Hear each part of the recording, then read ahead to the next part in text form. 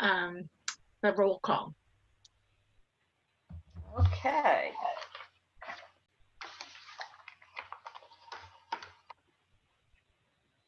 Representative Adams, Here. Bailey, Here. Baker, Casper, Here. Casari, Here. Chase, Here. Cologne,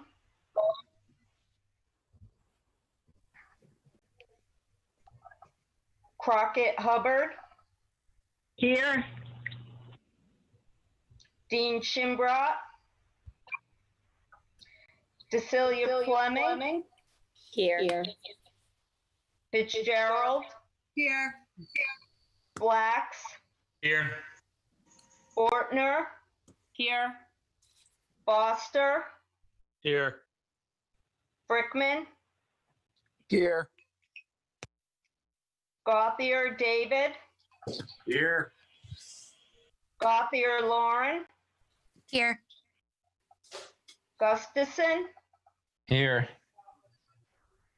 Hainline, Here.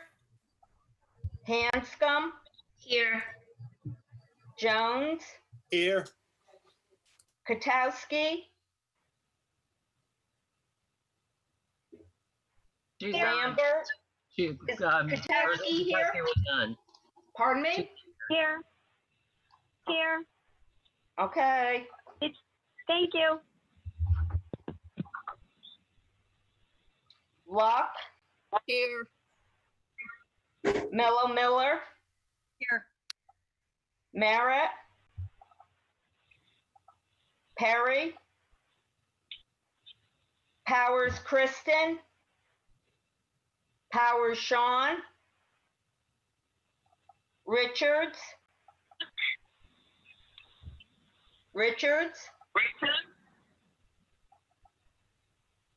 was that a yes?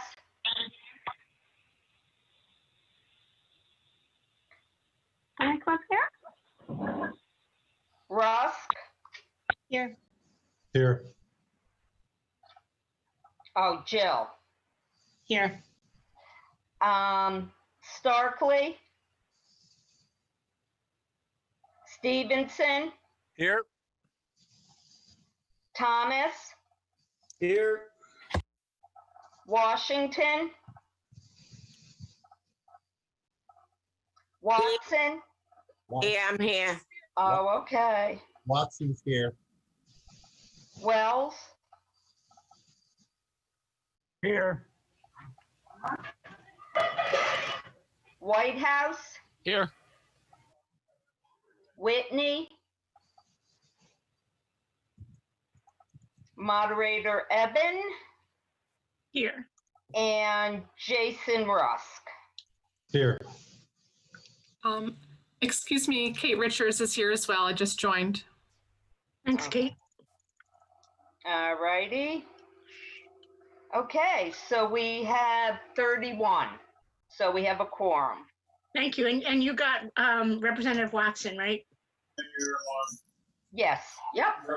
Perfect. I'm going to ask everyone to turn their video feed off and put themselves on mute. Okay, wait a minute. Put me on mute. Hold on. I just got Perry, Representative Perry, so that would be 32. Oh, Representative Perry, yep. So, and if we could just all, I think, unfortunately with 31 members, or 32, you said, with 32 members and affiliated staff, we probably exceed the bandwidth. So we're going to go with just our names up there. And if you just remember, again, I know we've been doing this for months, how to raise your hand, which is in the bottom of the participant panel. You can mute yourself and unmute yourself. That will be great. So we're going to start out with a moment of silence and then a salute to the flag.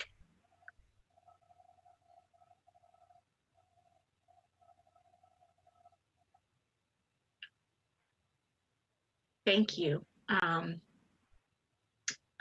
Representative Adams, would you like to lead us in the pledge?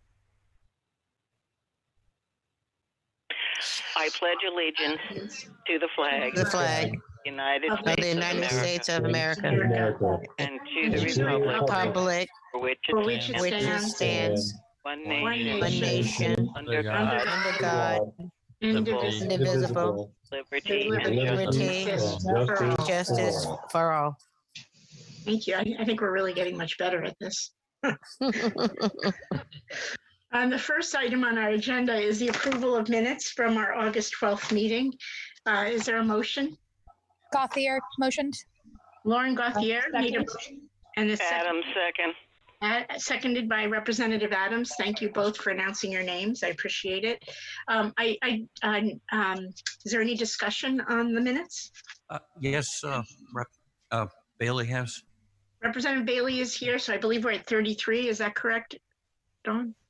Oh, no, I had him. Oh, you did. Yeah, I Representative got him. Bailey, would you let us know what is your changes or? Yes, please. It's under J7, as in Juliet 7, for the letter to be sent to the city. There were 3 opposed. It was Bailey, Whitney, and Merritt.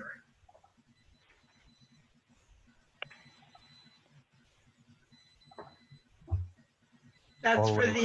the RTM having speed bumps? Yes, yeah, all the way on the bottom one for that approval for that letter. And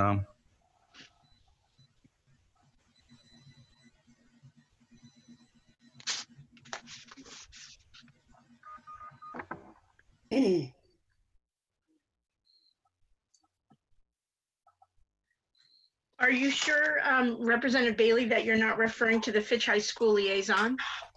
no, this was specifically for that 2020-515.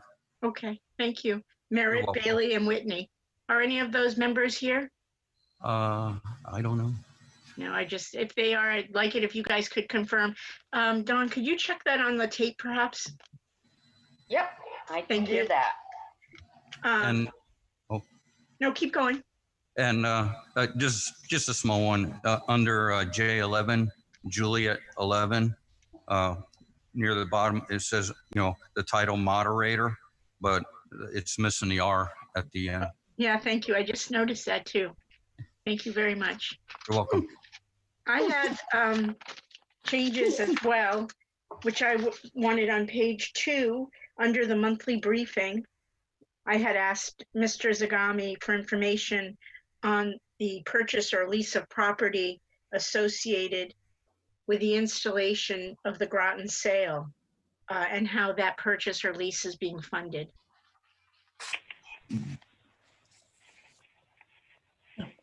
So I just wanted to insert those queries there. Representative Katowski, you have your hand up. Representative Katowski, do you wish to speak? You're on mute if you are. No, I'm sorry. I didn't realize my hand was up. Sorry. All right, I'm going to lower your hand. Representative Chase? Yes, I have a change on page 3 under I-1. Representative Chase provided a liaison report for the Board of Ed. It should say Board of Education /TC/City Council /RTM. That's the name of the whole. Yep. group. Thank you. Thank you.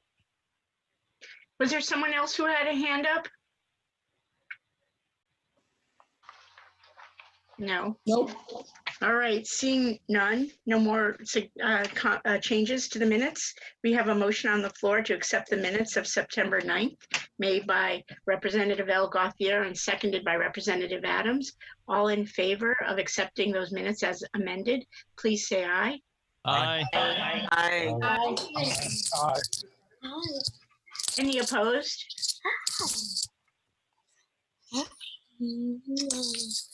Any abstentions? All right, that motion carries unanimously. Thank you, guys. Pardon me, Moderator Evan. It looks like in the chat box, Representative Whitney is saying that he was here for roll call. He changed his phone as attendee to the computer. Oh, he's Okay, here. so we are at 33 members, is that correct? 33, yep. 33, thank you. Thank you, Representative Whitney, for letting us know. Representative Whitney, can you speak? No. Yes, I can speak now. Perfect, then. I couldn't as an attendee, though. Okay, can you raise your hand or are you just on phone? Oh, I can raise my hand now. Yeah. Okay, thank you. I'm going to ask everyone again to please mute. We're getting a little bit of interesting background noise. Excuse me, Moderator Evan, I'm so sorry. This is Representative Fortner. Tonight, I happen to be Representative Foster. It was sent, the wrong link was sent to me, even though that I'm at the very top. Yeah. But there are two of us here, but the Chase Foster is under Chase Foster. I am Representative Foster, which is actually Representative Fortner. So thank you. I'm renaming you right now. If I can, I know how to do it. So. Oh, great. Thank you. Yeah, because that will be super confusing for me. Thank you. All right. Does that look better? Did I do the right person? Perfect. Good. Thank you. All right. Good. All right. So we have approved our minutes. We're moving on. I see Elle Gauthier has her hand up. Representative Gauthier? I just want to ensure for an accurate count that it's being counted that Representative Dave Gauthier and I are both using the same device, but we are both active and present. Yes, I think you both called in on the attendance. Yes, number 13 and number 14. Thank you. All right, this is the portion of the RTM agenda where the RTM welcomes comments from citizens. Each presentation should be limited to 4 minutes or less, and citizens should, if possible, submit written comments. Presentation should be limited to matters pertinent to Groton. The moderator or members through the moderator shall ask questions only in order to clarify the speaker's presentation. Responses may be given by the moderator and/or by the town manager. Citizens should state their name and address for the record, and I believe we have an actual person, Ms. Connie Woods, who wishes to speak to us tonight. And we do have a second person, just so you know, moderator. Okay. Let's see. So Connie. Can you hear me? Ms. Woods, yeah, please. Okay. All right. Good evening. My name is Connie Woods, and I'm at 10 Fort Hill Road, Groton. And I wanted to speak this evening because of the reopening of schools. Currently, I choose to distance learn for my middle school child due to questions not answered by the school district before reopening. There was focus groups with parents that had Q&A, and then the Q&A was not conveyed to the public with ongoing questions we have. And then there's been no public discussion on the ventilation systems within the schools, if ASHRA guidance was performed on the schools, if filtration systems were updated to MERV 13s. And then all of this is going to change once we know the season's changed, that the ventilation system has to be verified as adequate. And the portable filtration systems that they completely took off the table during the Board of Ed meetings, it seems that there's been changing scientific studies that have come out that show they should be used in some rooms. So I would hope that the Board of Ed would relook at having HEPA filters in some rooms. We were never informed as parents or guardians about precautions taken for PE and band and choir, etc. We were just told that they would be outside as much as possible. That does not explain how winter months and rainy days will work. And then we were never informed on how the buses would work once winter months come and the windows will not be open and the heaters will be blowing. So who is the point person for COVID response in our school district and communicating with parents? Who do parents call with questions? Will the school district support mass rapid testing of students and staff once production can be ramped up? It would help to discuss these concerns with Governor Lamont so Connecticut can still be a leader in low COVID-19 numbers. Parents don't have a lobby in Hartford, so we rely on our superintendent to help convey our concerns. Currently, there's no talk from the governor's admin to mass test. Yet our neighbor, Rhode Island, just signed on to the compact partnership with the Rockefeller Foundation to have rapid point of care test antigen tests. Connecticut can still be a leader in low COVID numbers as long as we want to do more than the bare minimum to protect our children in our schools. A decision to have students go back full time should not be made in the middle of October with New England fall temps vary greatly. Time should be allowed so that we are allowed to learn more on how COVID-19 will affect our area. It would be wise to factor in that we do not know the long-term effects on children. Whether they are asymptomatic or symptomatic carriers, we know there can be side effects. If parents and guardians no longer have a choice on distance learning during the pandemic, then more will withdraw and homeschool, which hurts federal funding numbers. And I'll end here with the WHO Media Field Guide from July 2005. Good communication can rally support, calm a nervous public, provide much needed information, encourage cooperative behaviors, and help save lives. Poor communication can fan emotions, disrupt economies, and undermine confidence. Thank you. Thank you, Ms. Woods. And I just want to, in response, let you know that just in a little while, we are going to have a presentation for Legislate Health, which is actually overseeing some of the COVID response in our schools, as I understand it.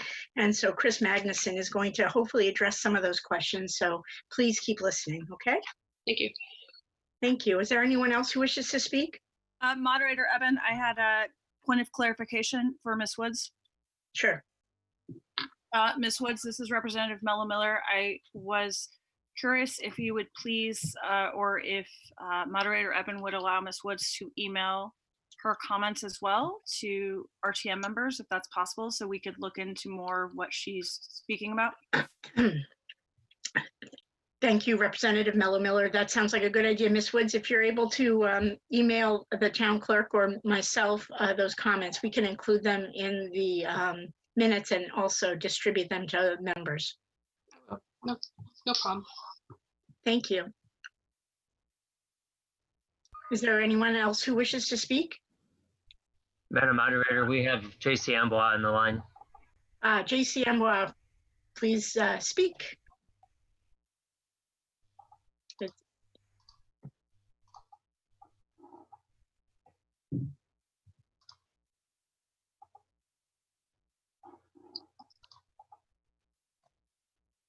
Oh, he's showing as being here. All right. Well, we're going to move on. Anyone Hello. else? Hello. Anyone? Hello. Yes, we're waiting for you to speak. Oh, I'm sorry. I'm unmuted now. Thank you. Yep. Hello. Good evening, RTM. My name is Jean-Claude Amboise. I reside at 169 Shannicosset Parkway. The reason for my communication and public comments is regarding a email chain that I've discussed with multiple members of the RTM, town clerk, and some of the special committee and rules and procedures members. I'm going to, hopefully that was included in the communications this evening. I did send it to a few of my District 2 reps. During the July RTM meeting, there was a creation of a special committee called the Civilian Oversight Research Committee. As I watched the August RTM meeting, there was a Q&A where a representative asked whether Cork was in the scope of the RTM's powers and duties under the town charter. It is my opinion that it is not in the purview of the RTM. I believe this committee not only may have been created incorrectly, but is out of order based on current RTM rules. I was a former D2 RTM member for 3 terms, as well as a 1-term RTM moderator. And I was looking over the rules, and the one that I don't have issue and concern with, which was replied to by the town clerk and the moderator, 6.3, which a moderator does have the right to establish a committee. However, 6.3.1 states that duplication and overlap of a standing committee shall not be created. I'm just scrolling through my notes here. The Cork is duplication, in my opinion. It should have went to public safety. A perfect example is if you look back at your July RTM meeting minutes, citizens petition was on the individual requesting to look at the speed bumps over at EB. And in the notes and in the video for that meeting, the moderator did state that the best we could do was write a letter to the city or the town to act upon this. Within the next communications agenda item, there was a fact-finding / report to see about police oversight and having a civilian review board. Police does, in my opinion, go to public safety. So I don't understand why that would have overlapped. Moving on from there, we've had a bevy of replies back and forth by numerous RTM members and the moderator, and they all sustain the argument that the moderator was right in her conclusions, which I don't discount. However, the one point that I would like to make this evening is that if any of the RTM members do have an issue or concern or would like to inquire about whether or not this is appropriate for the RTM to do, because the RTM is the budget body, not the legislative body, the proper place for legislative action would be in the town council, which I would always recommend if the town council were interested in fact finding and doing a report and they wanted to include RTM members, that would be the proper venue and avenue to do it. I don't believe it is appropriate for RTM members to do a fact finding report where they really don't have any action or further ability to do so for that means. So with that being said, if for some reason an individual did have a request to inquire about this further, they could easily make a referral to the RTM moderator to bring it to rules and procedures. And they can also ask with greater detail on whether this falls under the purview of the RTM. And I would also recommend including a town attorney opinion on this matter. Thank you for your time and take care. Thank you very much. And I would just like to say that the 6.31 that Mr. Amboise mentioned does not say we cannot have duplication. It gives rules for if there is any duplication, then the chair, the committee, that special committee that's made will have one member of the other political party of the affected standing committee shall be appointed, as well as the chair. And that has happened in both those cases. So the rules committee has been alerted, and at this point, the chair didn't seem to think there was a problem. So there is, you know, I have, in my tenure as moderator, made one other special committee, and the purpose of that special committee was to investigate outreach. It was not a legislative committee. This special committee that I've made is not legislative. It's a research committee. It's made to contribute information to the town council in their deliberations and in their legislative work. It's working closely with the newly formed Public Safety Committee of the Town Council. And I just want to note that that Public Safety Committee was not reformed until after I created this committee.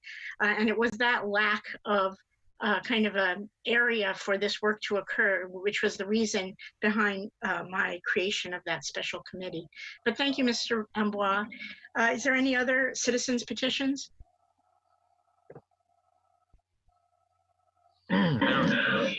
Okay, great. So seeing none, we're going to go to the reception of communications. And at this point, I do want to welcome our new member, Jason Rusk from District 3. I also want to mention that I did receive an email from Representative Dean Shinbrot that you would not be able to attend tonight. And I did receive a, email from Mr. Richard Fitzgerald, who did request the following question be asked of the town manager. And the subject of that is Mystic Coastal Access, as was accepted in 1990 and 91. And the question is, I guess, with all of the town of Groton research completed recently from 7/21/2020 until now, the following information should be given to the town council in writing. Which of the original 8 missing signs will not be replaced by the town of Groton now? That's basically the question. So Mr. Bird, I didn't know if you have an answer to that query. Sure. And if you've watched any of the council meetings where that's been discussed, some of the signs were there that may have been there and probably were there at one point. We do not have anything for an easement or agreement to place those signs. There may have been verbal agreements at the time. Ownerships may have changed. We've done exhaustive research. And at this point, we've put up all the signs we can. We're still working on it. But legally, I can't do anything else at this point. Thank you, Mr. Burt. Is there any other citizens petitions that have been received by other members of the RTM? I mean, not citizens petitions, communications, excuse me. Representative Mello Miller? Yes, and I'm sorry, I was just trying to find the email that two RTM members, Sean and Kristen Powers, were not going to be here tonight because they are experiencing the loss of their sweet puppy. So if we could just send some prayers their way, but I also did get that email that they would not be attending. Thank you. Representative Watson? Yeah, thank you, Madam Moderator.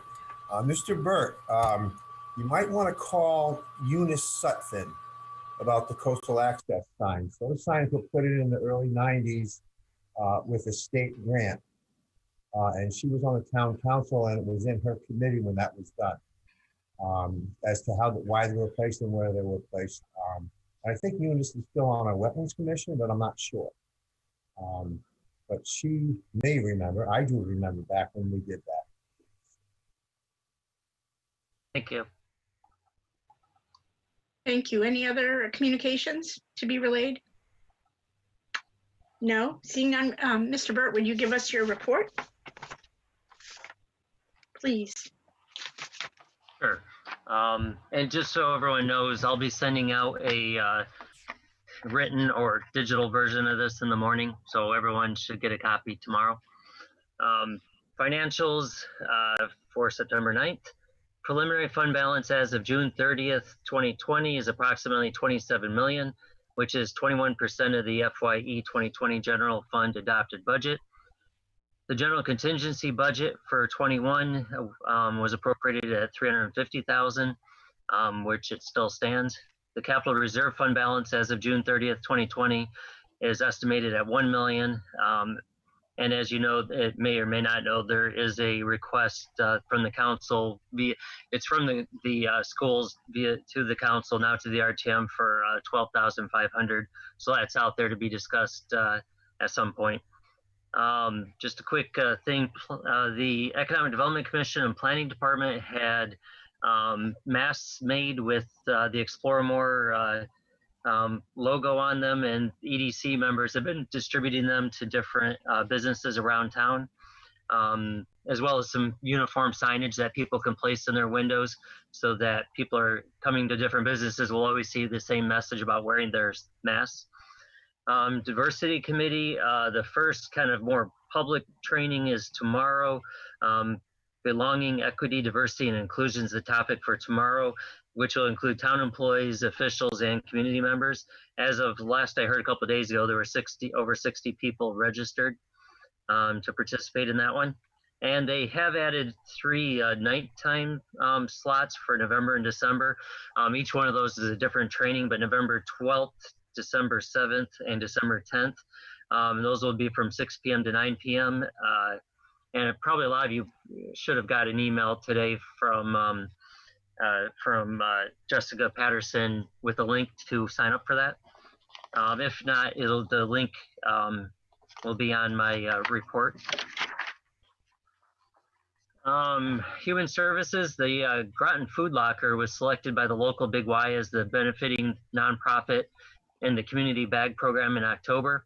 The Food Locker will receive a $1 donation from each purchase of the $2.50 reusable community bag at Big Y. So everyone who needs bags, please buy them at Big Y in October. Parks and Rec is working with Mumford Cove to potentially place sand from dredging this winter onto Esker Point Beach. The sand is supposed to be excellent quality, so they're working on a permit for that.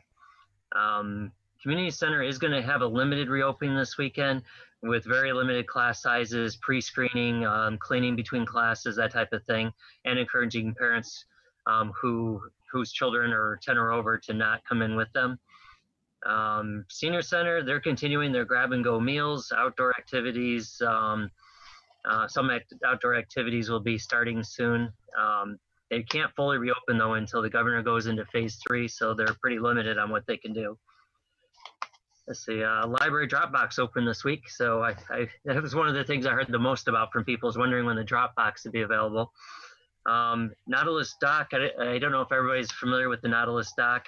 The town received a grant for, I think it's $730,000 to build a dock at the Nautilus Museum for the water taxi and some other uses there.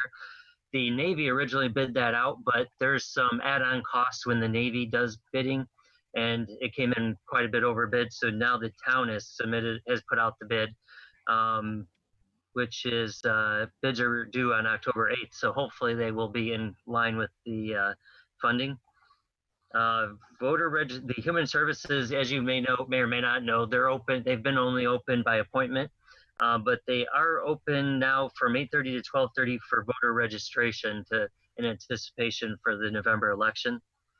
And then the town's new website is slated to be completed in approximately 4 weeks. And then Moderator Eben, if you want my answer now, or you want some information on the Groton sale, I'd be happy to. That would be wonderful. Thank you, Mr. Burt. Oh, and just one other comment. The Pleasant Valley RFP did go out about a week and a half ago. And I believe the RTM, correct me if I'm misremembering, I think Sean Powers is going to join in on that process from the RTM. That's correct, yeah. Okay. In terms of the Groton sale, there's of course the Groton Sale Foundation that has been raising money for the project. The way it would work is we'd have to have an agreement with the Groton Sale Foundation. They would transfer the money to the town, and then the town would use their money to purchase the property and own the property. They're also fundraising for rehabbing the sale, for moving the sale, and for installation, as well as creating a fund for future maintenance. So the intent is to not have town funds involved. Perfect. So no town money is going to that purchase or rehabbing. As you know, with these projects, though, someday in the future with maintenance, if funds run out, we all know that what happens. So I don't want to mislead anybody, but the intent is to certainly no time soon, but someday in the future, yes, it could happen, but that's not the intent. Is the property it's going on actually being bought from the state? Is that correct? Yes. Or is it? It Correct. is. It's So, right but away. Right. that transfer is occurring through this other independent organization, then nonprofit. I've been the lead on it with the state. It's at the state's agreed to it. The Attorney General's office is making some changes to the deed work, and then I've been working with them. So it'll actually be a transfer to the state. So the foundation will per agreement with the town, will move money to the town. We'll take their money, and then we'll make the purchase from the state and own the property. Thank you. Thank you so much for clarifying that. Any other questions of Mr. Burt?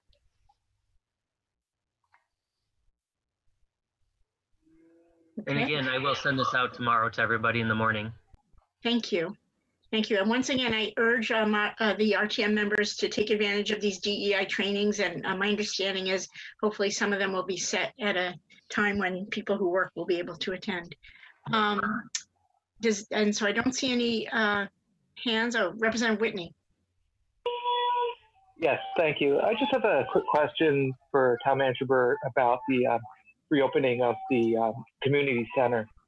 There really is some detail, but nothing close to the level of detail that we have for the school reopening.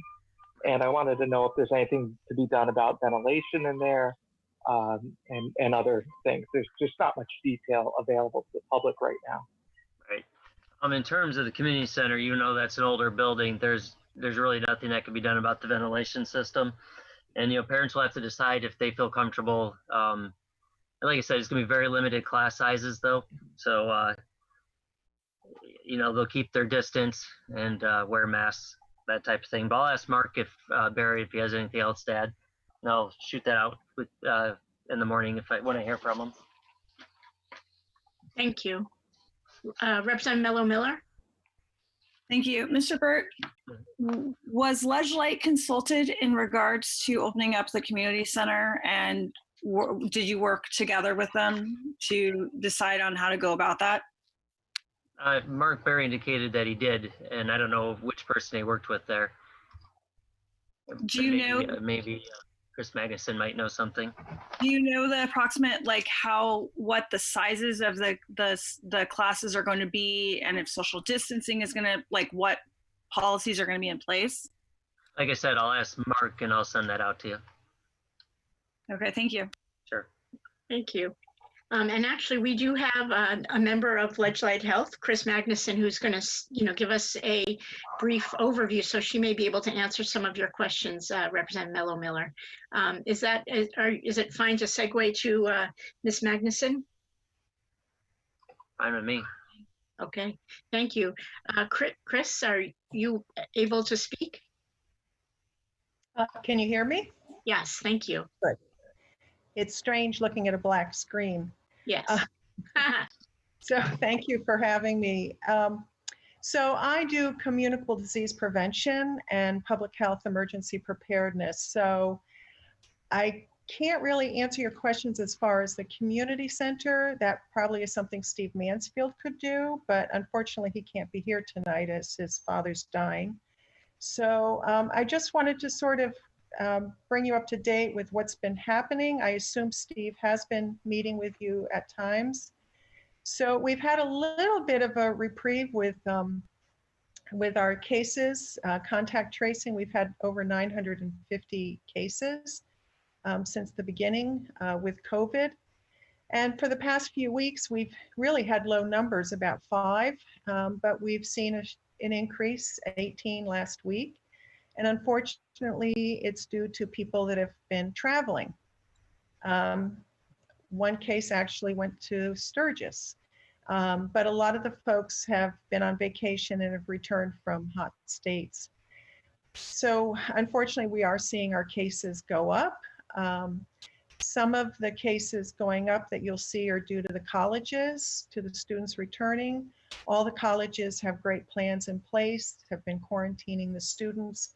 So hopefully with the testing they're doing, we won't see too much of an increase.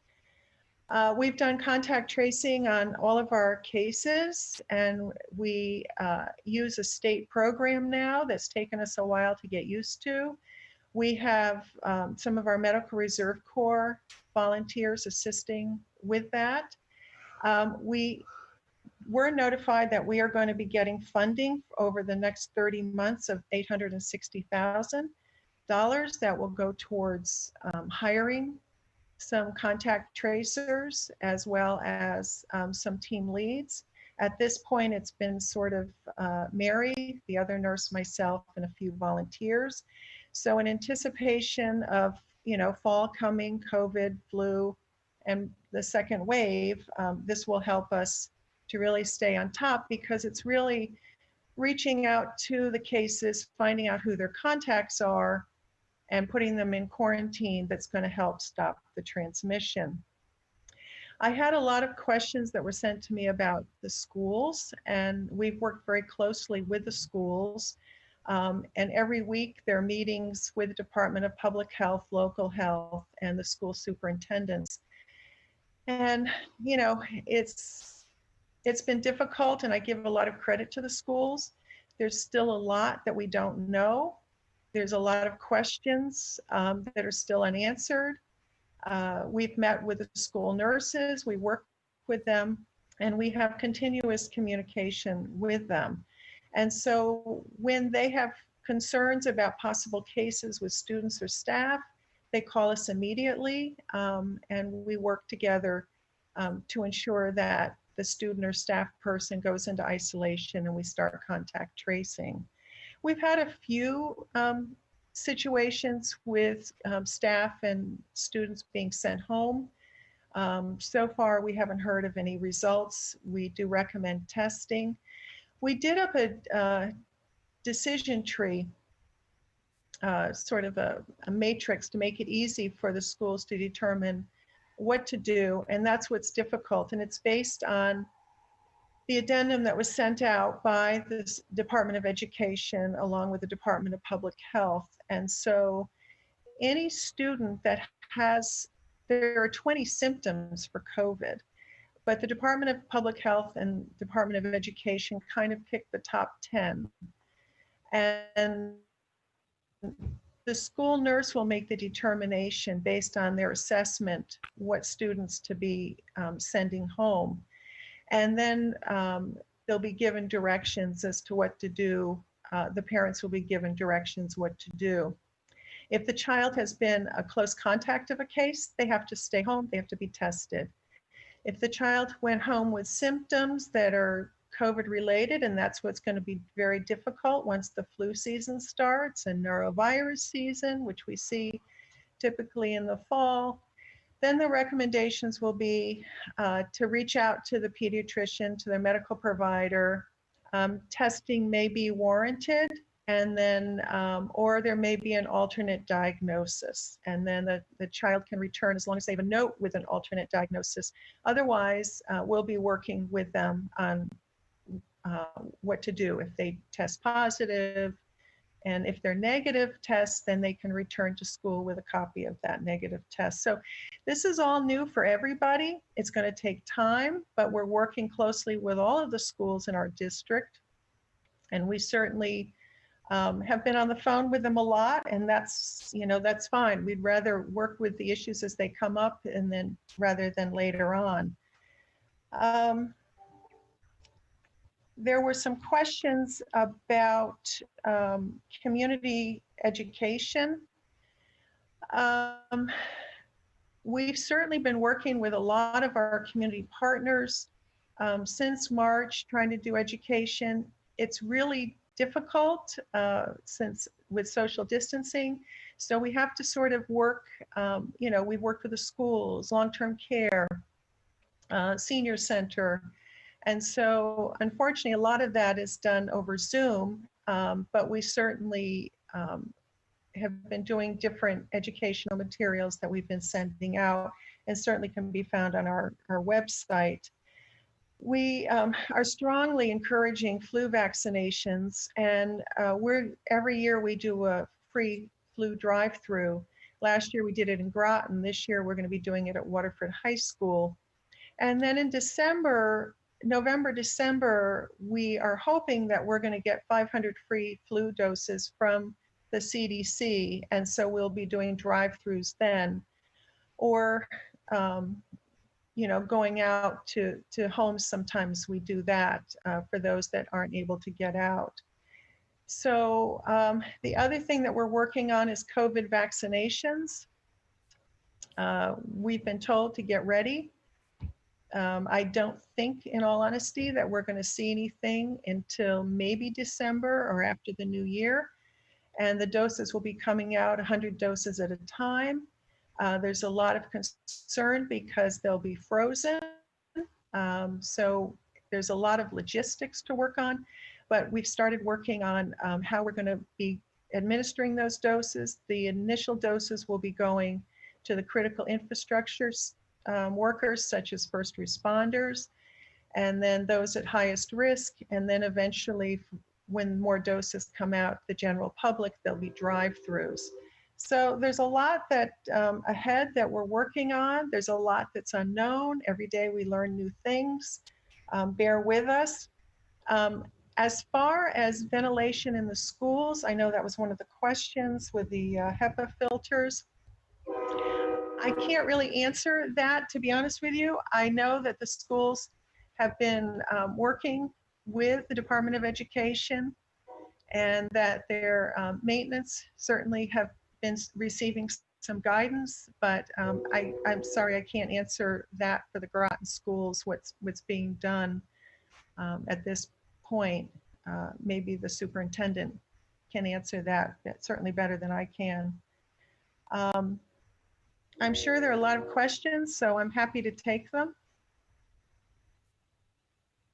Thank you, Ms. Magnussen, very much. That was very informative. Are there any questions of members? Let's see. I see Representative Whitehouse. Yeah, thank you, Madam Moderator.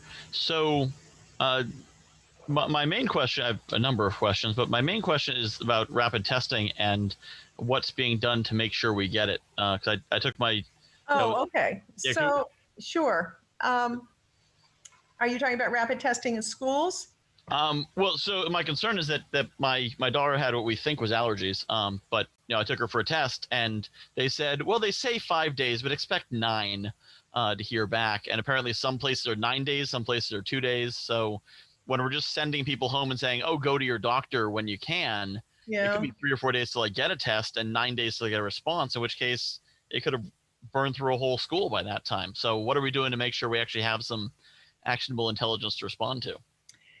Well, that is an issue. And I know that there's been talk down the road of possibly having Abbott point of care available to schools. I know that Governor Lamont mentioned that.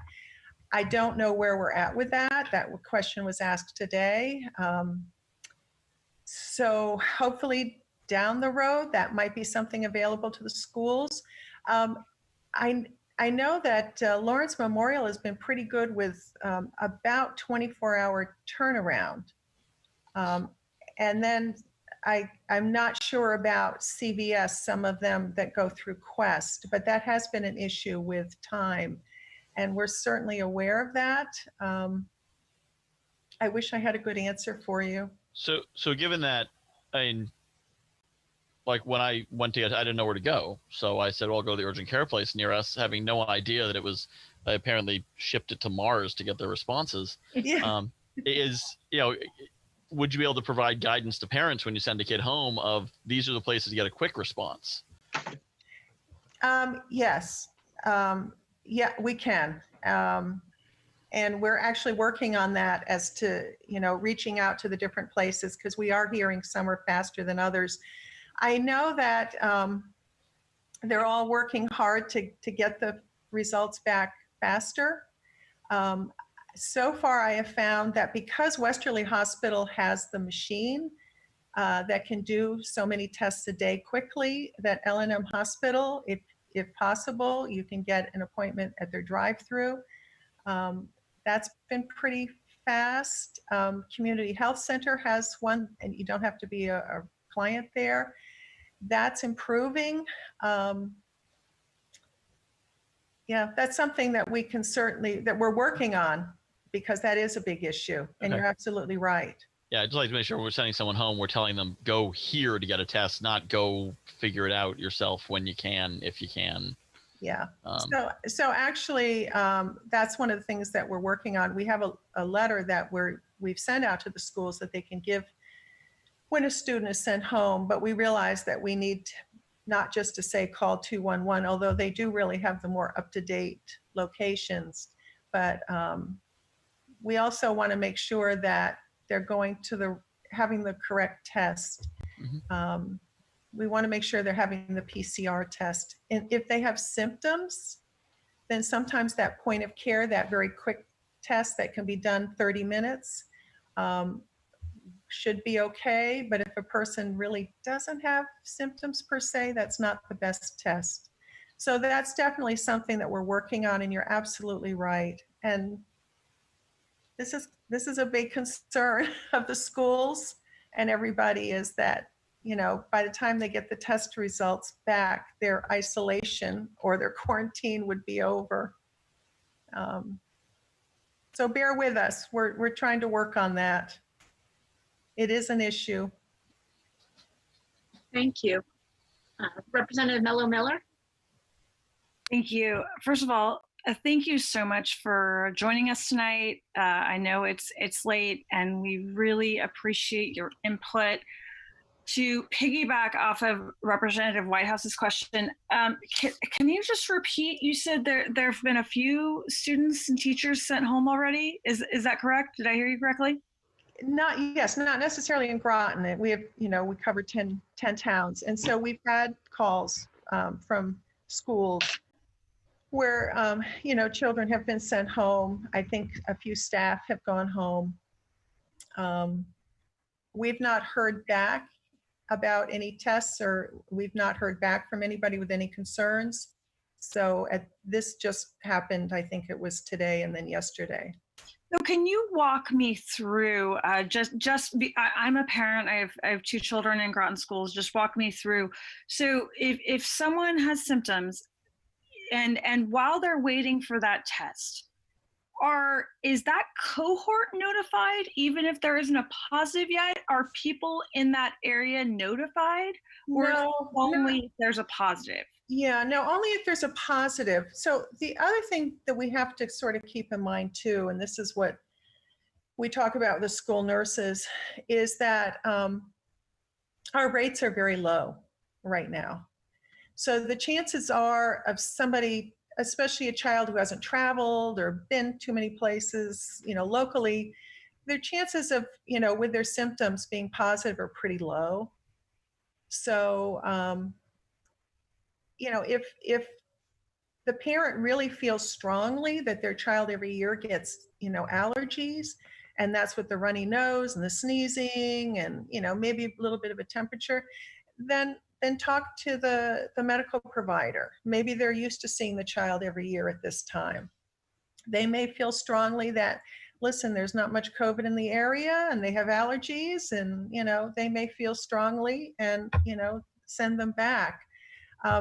That has to be the decision of the medical provider. One of the signs, one of the symptoms that the CDC talks about is a runny nose. And we've not put that down.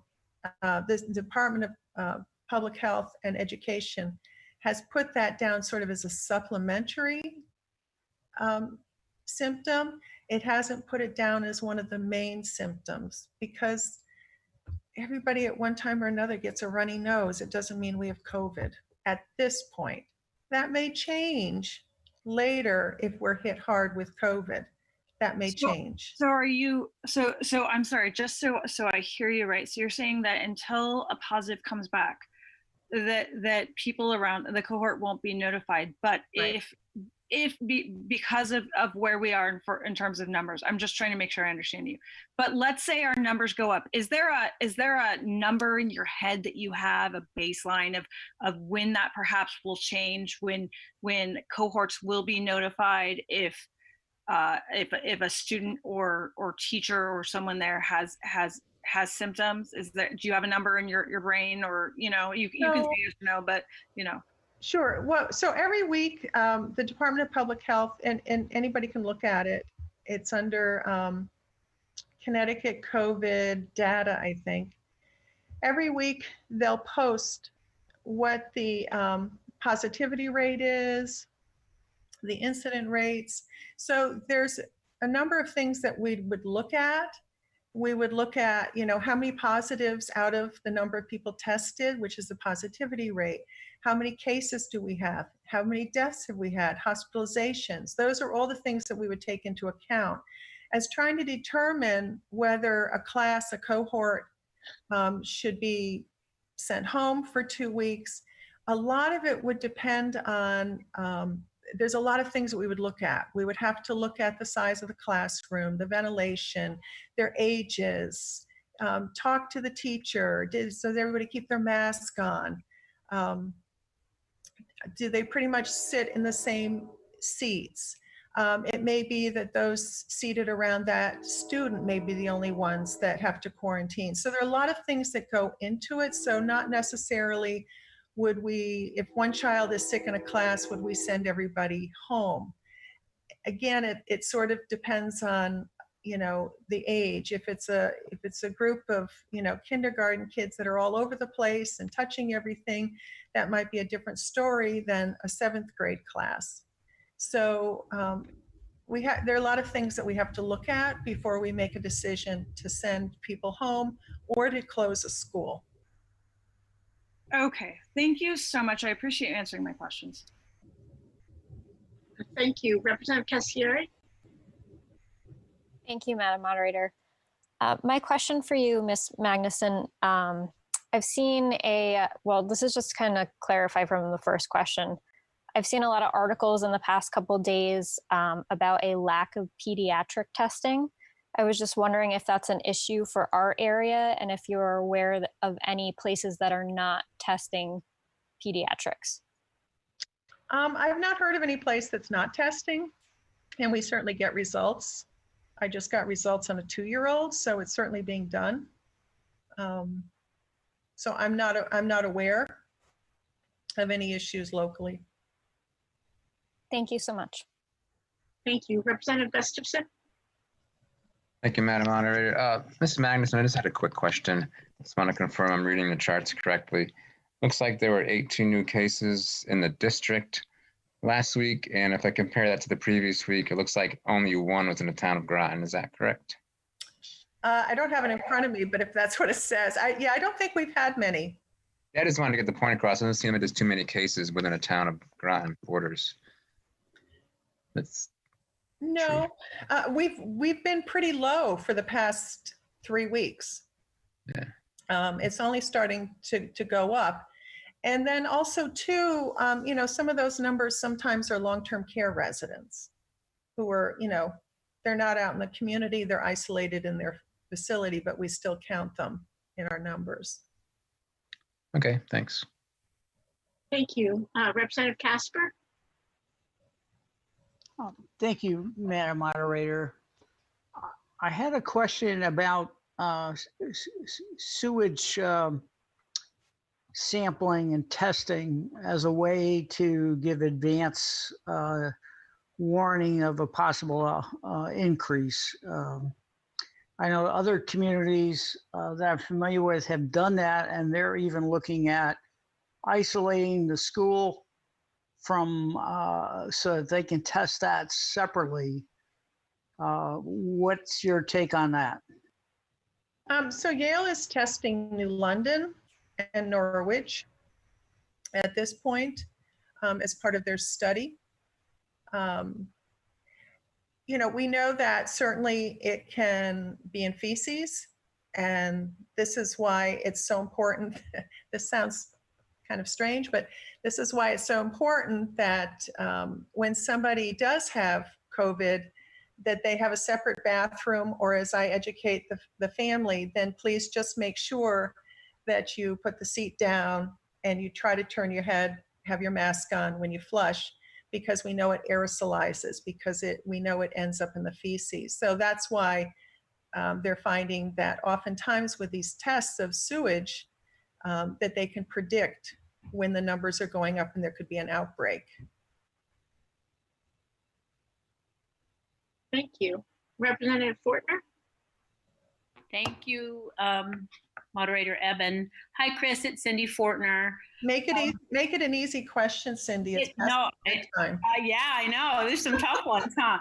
I just wanted you to reiterate, if it's, I have had a little bit of training, a tiny fraction compared to what you've had, but I believe that mitigation has shown to be very effective in preventing the spread of COVID. And I was hoping by reiterating that, people might have a little more understanding and feeling empowerment that they actually do have a little bit of control if they wear their mask, if they try to keep social distance. I know that's difficult with children.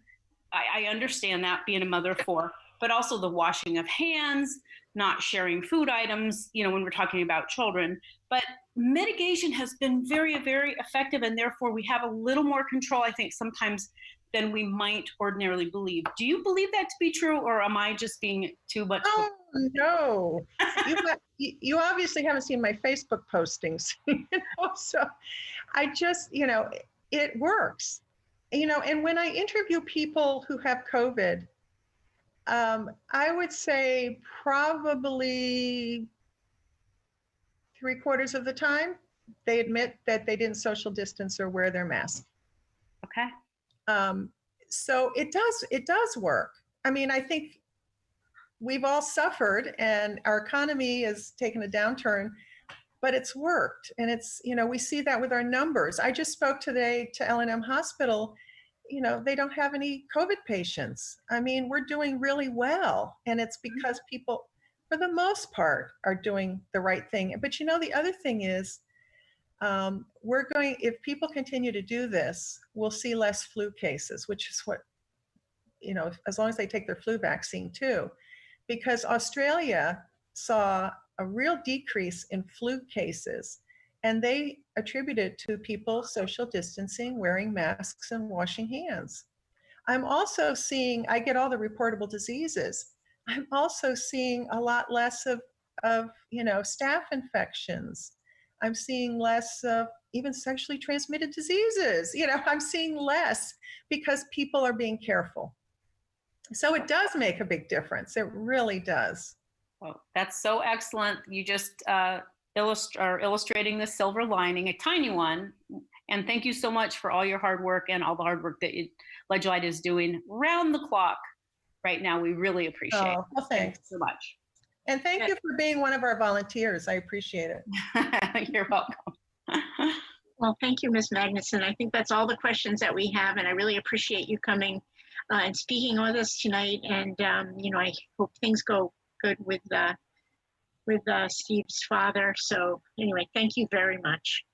Thank you, and everybody get your flu shot. There you go. The next thing on our agenda is actually a report from the superintendent of schools, and I believe Dr. Grenier is going to be here to give that to us. I am. Can you hear me? Yes, thank you so much. Great. So I just wanted to piggyback on what Kris Magnussen said.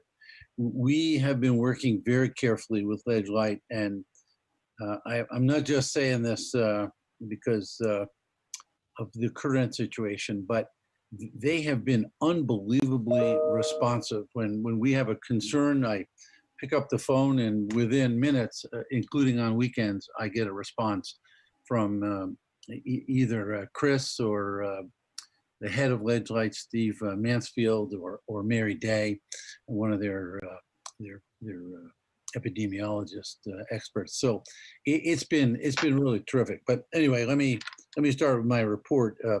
Obviously, we opened school on Tuesday after Labor Day, the 8th, yesterday. A lot's been happening. I'm having a hard time keeping track here.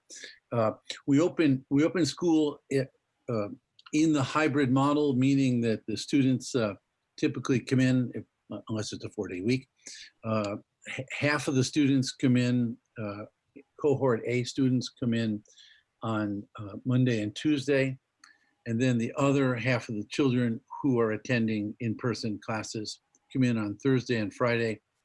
And all of the instruction for all students on Wednesday is remote. The way it breaks down is about 75% of the students are coming in person. So approximately, therefore, about 37.5 of the kids come in Monday, Tuesday, another 37.5 come in on Thursday and Friday.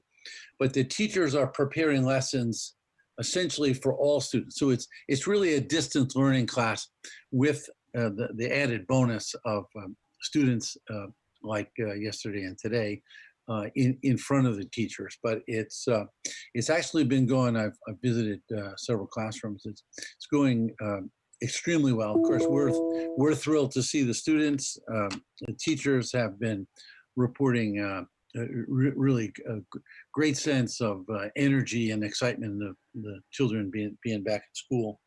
So let me move on to Groton Middle School.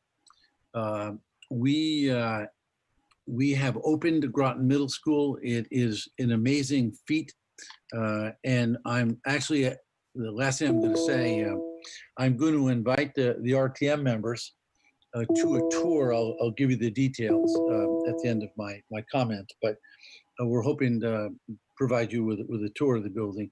The remarkable thing is that from the construction standpoint, the building was completed without delay right through the pandemic, and we were of course planning to open it in the fall of this year, and we have in fact done that.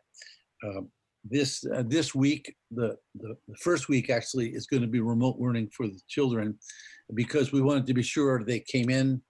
We're conducting tours. The faculty staff are conducting tours this week, just to be sure all the safety procedures and so forth are the children understand that.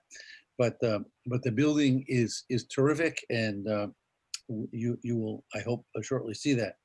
In terms of finances, I noted at a recent RTM board town council meeting that I was really concerned about the amount of money that it was going to cost, primarily in personnel, because I know we were going to need several substitutes, but also for PPE and cleaning supplies and disinfectants and so forth. But we received two significant grants that I'm delighted to report. The first one is a federal grant. It's called the CARES Act. It actually was a grant that came out early on in March. It's a federal grant, and it provided Groton with $680,000. And we submitted a budget, and then they told us that we could revise the budget, even though we have the money. We could revise the budget because the federal funds are much more flexible, so we can use them essentially as we see fit, whether it's for personnel or equipment or supplies. And then the second grant we got about a month ago, and that is the Corona Relief Fund, the CRF, and that provided Groton with that's a state grant, and it provided Groton with $1.2 million. It actually is broken down into about $900,000 for personnel, which we certainly will need because of substitute teachers and so forth. We are also using some of that money to hire a couple of social workers so that every school has a social worker. We're very concerned about the social and mental health of our students. In addition, we've hired an additional 10 custodians so that the buildings throughout the day will be cleaned continuously. And we have also allocated $200,000 for the purchase of computers and document cameras. Document cameras are actually the way teachers are going to teach, showing that both themselves and the work that they're doing on a Promethean board, which will be displayed on the children's screen at home. All of our students, 100% of our students have a Chromebook at this point. So we are 100% one-to-one initiative from pre-K through 12. The last thing I wanted to say about the schools is we have struggled, as you have probably seen in the newspaper, with the whole business of fall athletics. The CIAC, the Connecticut Interscholastic Athletic Conference, has approved the playing of low-risk sports like cross-country and medium-risk sports like soccer and field hockey, but they had grave concerns and they did not agree with the Department of Public Health regarding full contact football and indoor volleyball. Last week, the CIAC changed its position, and because they knew, frankly, that superintendents were not going to defy the Department of Public Health, so that there will not be full contact football. There'll be some alternative, perhaps flag football or something like that. The CIAC is working on that. And there's also some work being done. The proposal is that the students, female athletes, can play indoor volleyball safely with masks on. It's the indoor nature of the sport that gave rise to the concern. So we're working with CIAC. The teams are actually doing conditioning and skill drills right now. Team sports teams will be able to get together on the 21st of September, and the first contest will be in October. And the last thing I want to say is we set up a tour, and I've got plenty of opportunity for RTM members, and I'll send a note to Lisa Hilton tomorrow to invite RTM members for a tour, which will begin at 4 o'clock on Thursday, the 17th of September. We'd love to take you through the building and show you exactly what the phenomenal team, really led by Rick Norris and the Public Works Department. They have just done a remarkable job. We've moved in everything. All the teachers are all set, and lots of new equipment, and we'll be able to show that off. So I'd be happy to answer any of your questions. Thank you, Superintendent Grenier. That was informative. I see a few questions. Representative Kachowski. Representative Kachowski. Thank you. I just unmuted myself.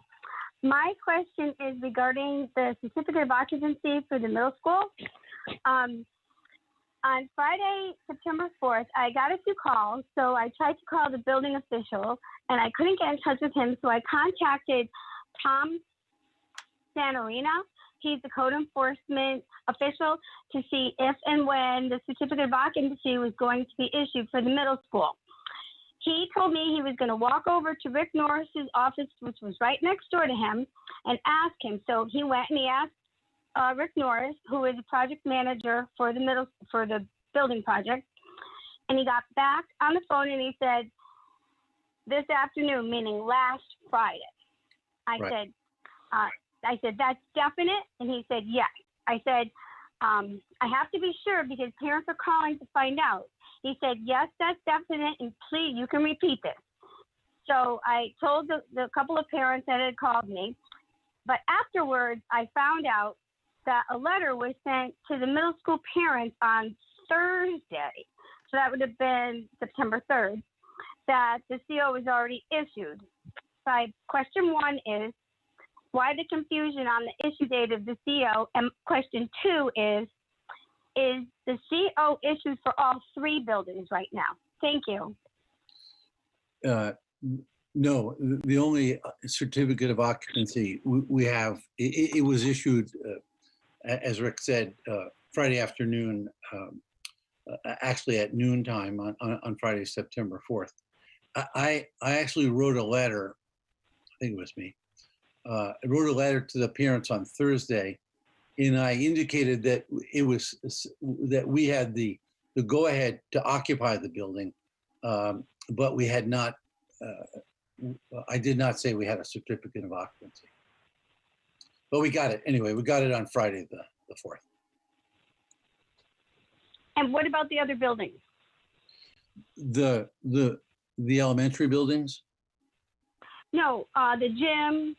I haven't been there yet, so I'm not exactly. Oh, yeah. No, it's only one building, and we have the certificate of occupancy for that. Yes. Oh, perfect. Thank you.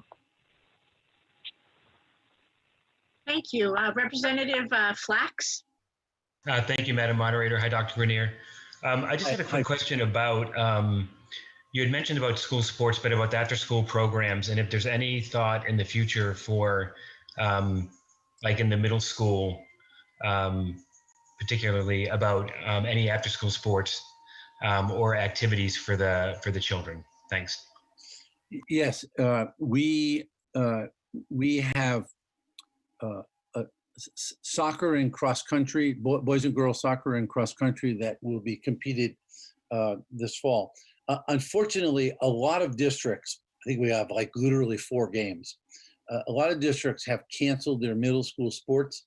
So we're trying to basically interest some other, either some other districts to play, or I know I just got a note from Jeff Katecki, who is going to serve as the athletic director for the middle school in addition to assistant principal, and we're gonna actually start a very robust intramural program. So the children will be using that brand new fabulous synthetic surface field 4 or 5 afternoons a week, and the high school students will also use it after the middle school students are finished.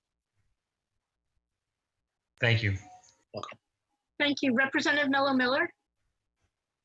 Thank you. Dr. Grenier, I apologize. I'm not sure what school you've been looking at, but you say things are going good, but my middle schooler is not having that good of a time right now. So I have a few questions for you. First, you said that 100% of students have Chromebooks, and they have Chromebooks. Is that what you said? Yes.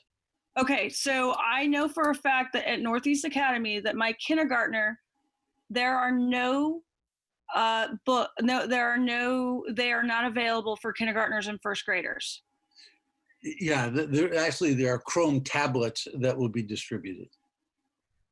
but they're not available. So you said that 100% of students have Chromebooks, and in fact, Yeah. that's not true, because if This is a kindergarten child this year?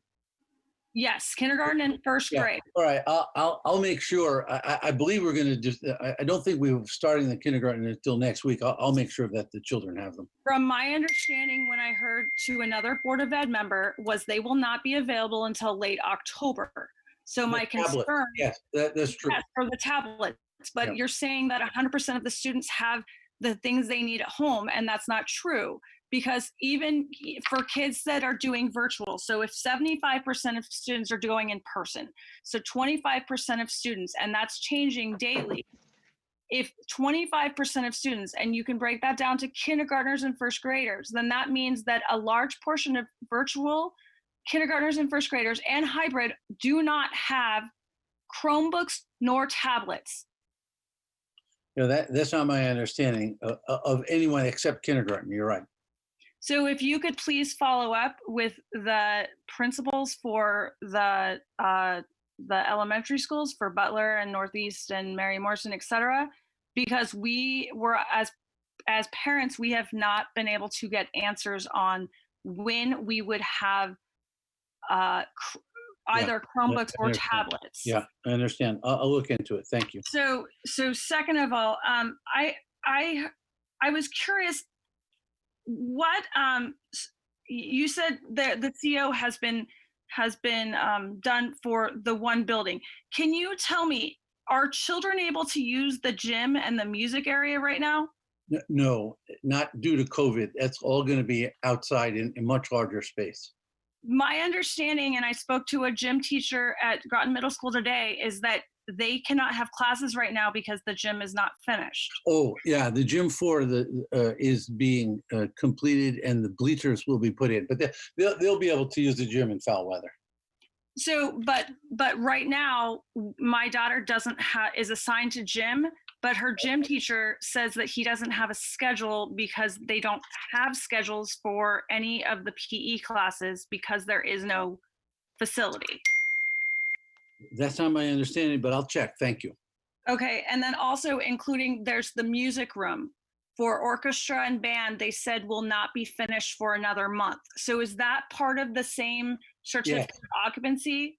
Well, no, it doesn't affect the certificate of occupancy, but I know they're doing some work on the lighting area. So depending upon the period, I know we're going to use the cafeteria for. Okay, because the orchestra and the band students for Yep. Groton Middle School all received a video from their teachers stating it would be at least a month before they were able to practice. Indoors, yes. Okay. We so- actually hope we want to have them practice outdoors. Okay, so my next question is, how much is it costing for searching for the next superintendent? Do you have an idea of what the cost is? I don't. I'm not part of that process. So from what I heard from a town councilor was that it's costing $75,000 to $95,000 for the whole process. Are you aware of that number at all? No, the only thing I'm aware of would be a fraction of that, tiny fraction. Okay, so That would be an extraordinary number for any search I've ever heard in any place. So speaking of that number, do you know in a bare bones budget specifically what line item that the search for a superintendent comes from? It comes from a board line item. I understand where. I believe it's under. I know it's under 10,000, but I don't know the exact number. Okay, so is it possible to get an idea or for us to see where in the Board of Education budget that this search comes from? Because even if it is 10,000, considering we are in a pandemic and we are scratching for resources for our children, did the idea ever come up to possibly suspend searching for a superintendent for the time being, considering we did not budget for any of these extra supplies for our children or any of these extra stuff? No, I don't think that ever came up. So would you consider possibly putting that aside so that we could get through this pandemic before continuing the search. Yeah. Is that a possibility to save money? Yeah, it would be easily budgeted. Thank you, Representative Mello Miller. Are you completed? That's fine. Thank you. Representative Whitehouse? Oh, helps unmute first. Thank you, Madam Moderator. So I have a degree in economics from a state university and no formal scientific training, but in mid-March, I was able to read information publicly available and deduce that COVID would be around for some time to come. And I could also deduce that September would come 6 months after March, as it had in previous years, and that we'd need a plan. So as the clock wound down to the reopening of school, I grew very concerned at the lack of information and communication. So I started reaching out and asking what the plan was, especially for a confirmed COVID case. And I was told that we were waiting for guidance from the state and guidance from the CDC 2 weeks before opening. Rather than making decisions, we're still waiting for guidance, which, reminds me of some great quotes from leadership. The buck stops here, speak softly and carry a big stick. We're waiting for guidance. Through all this, I had the impression that nobody expected September would come. It's one thing to say in March that the shutdown was unexpected, we were caught unawares, but there's no excuse for not knowing the schools would open in September and we'd need a plan. Masks, 6 feet, wash hands. We know all this in March. Why were we not ready 6 months later? Why did we not have a comprehensive plan 6 months later? My daughter is smart and resilient. She's going to learn one way or the other. But if she gets COVID and suffers permanent respiratory, neurological, renal damage, she may not recover from that. And finally, we have to have a communication plan. Just today there was a panic because there's a rumor that Mary Morrison had an outbreak when they actually had a furnace issue that caused the school to close because Groton Public Schools failed to effectively have a communication plan in place to get a message out, to get in front of rumors. This failure of effective communication could result in dangerous rumors, and it's emblematic of a general failure of planning. Now, I've spoken to many board members. Let me address this, Mr. Whitehead. I sent a message personally at 8:08 this morning to every parent at Mary Morrison. Right. So I have no idea what you're talking about, a rumor. I told them that there was a backfire of a boiler and there was smoke and no damage to the building. And I sent that at 8:08 and I beat the buses by about 2 minutes because I learned of it at 8 o'clock. So I'm not sure what you're talking about. So I got that message. My wife got that message, but the rest of the town didn't. So when somebody the rest of the town didn't need that message. Yes, they did. When somebody to the parents of Mary Morrison School. So somebody screenshotted a message. I don't know if it was a Class Dojo post or a Facebook post, and shared it on another Facebook group. And within an hour, the rumor was going around town that there was a COVID outbreak. But you knew the truth, Mr. Whitehead. You should have addressed that on your Facebook page. I'm not in the Navy spouses Facebook group. Okay, please let's keep this calm. This discussion calm, okay? I've got to go, Mr. Moderator. Thank you. Oh. All right. Thank you, Superintendent Grenier. There are three other go ahead. members. I'll stick around for them. Representative Baker.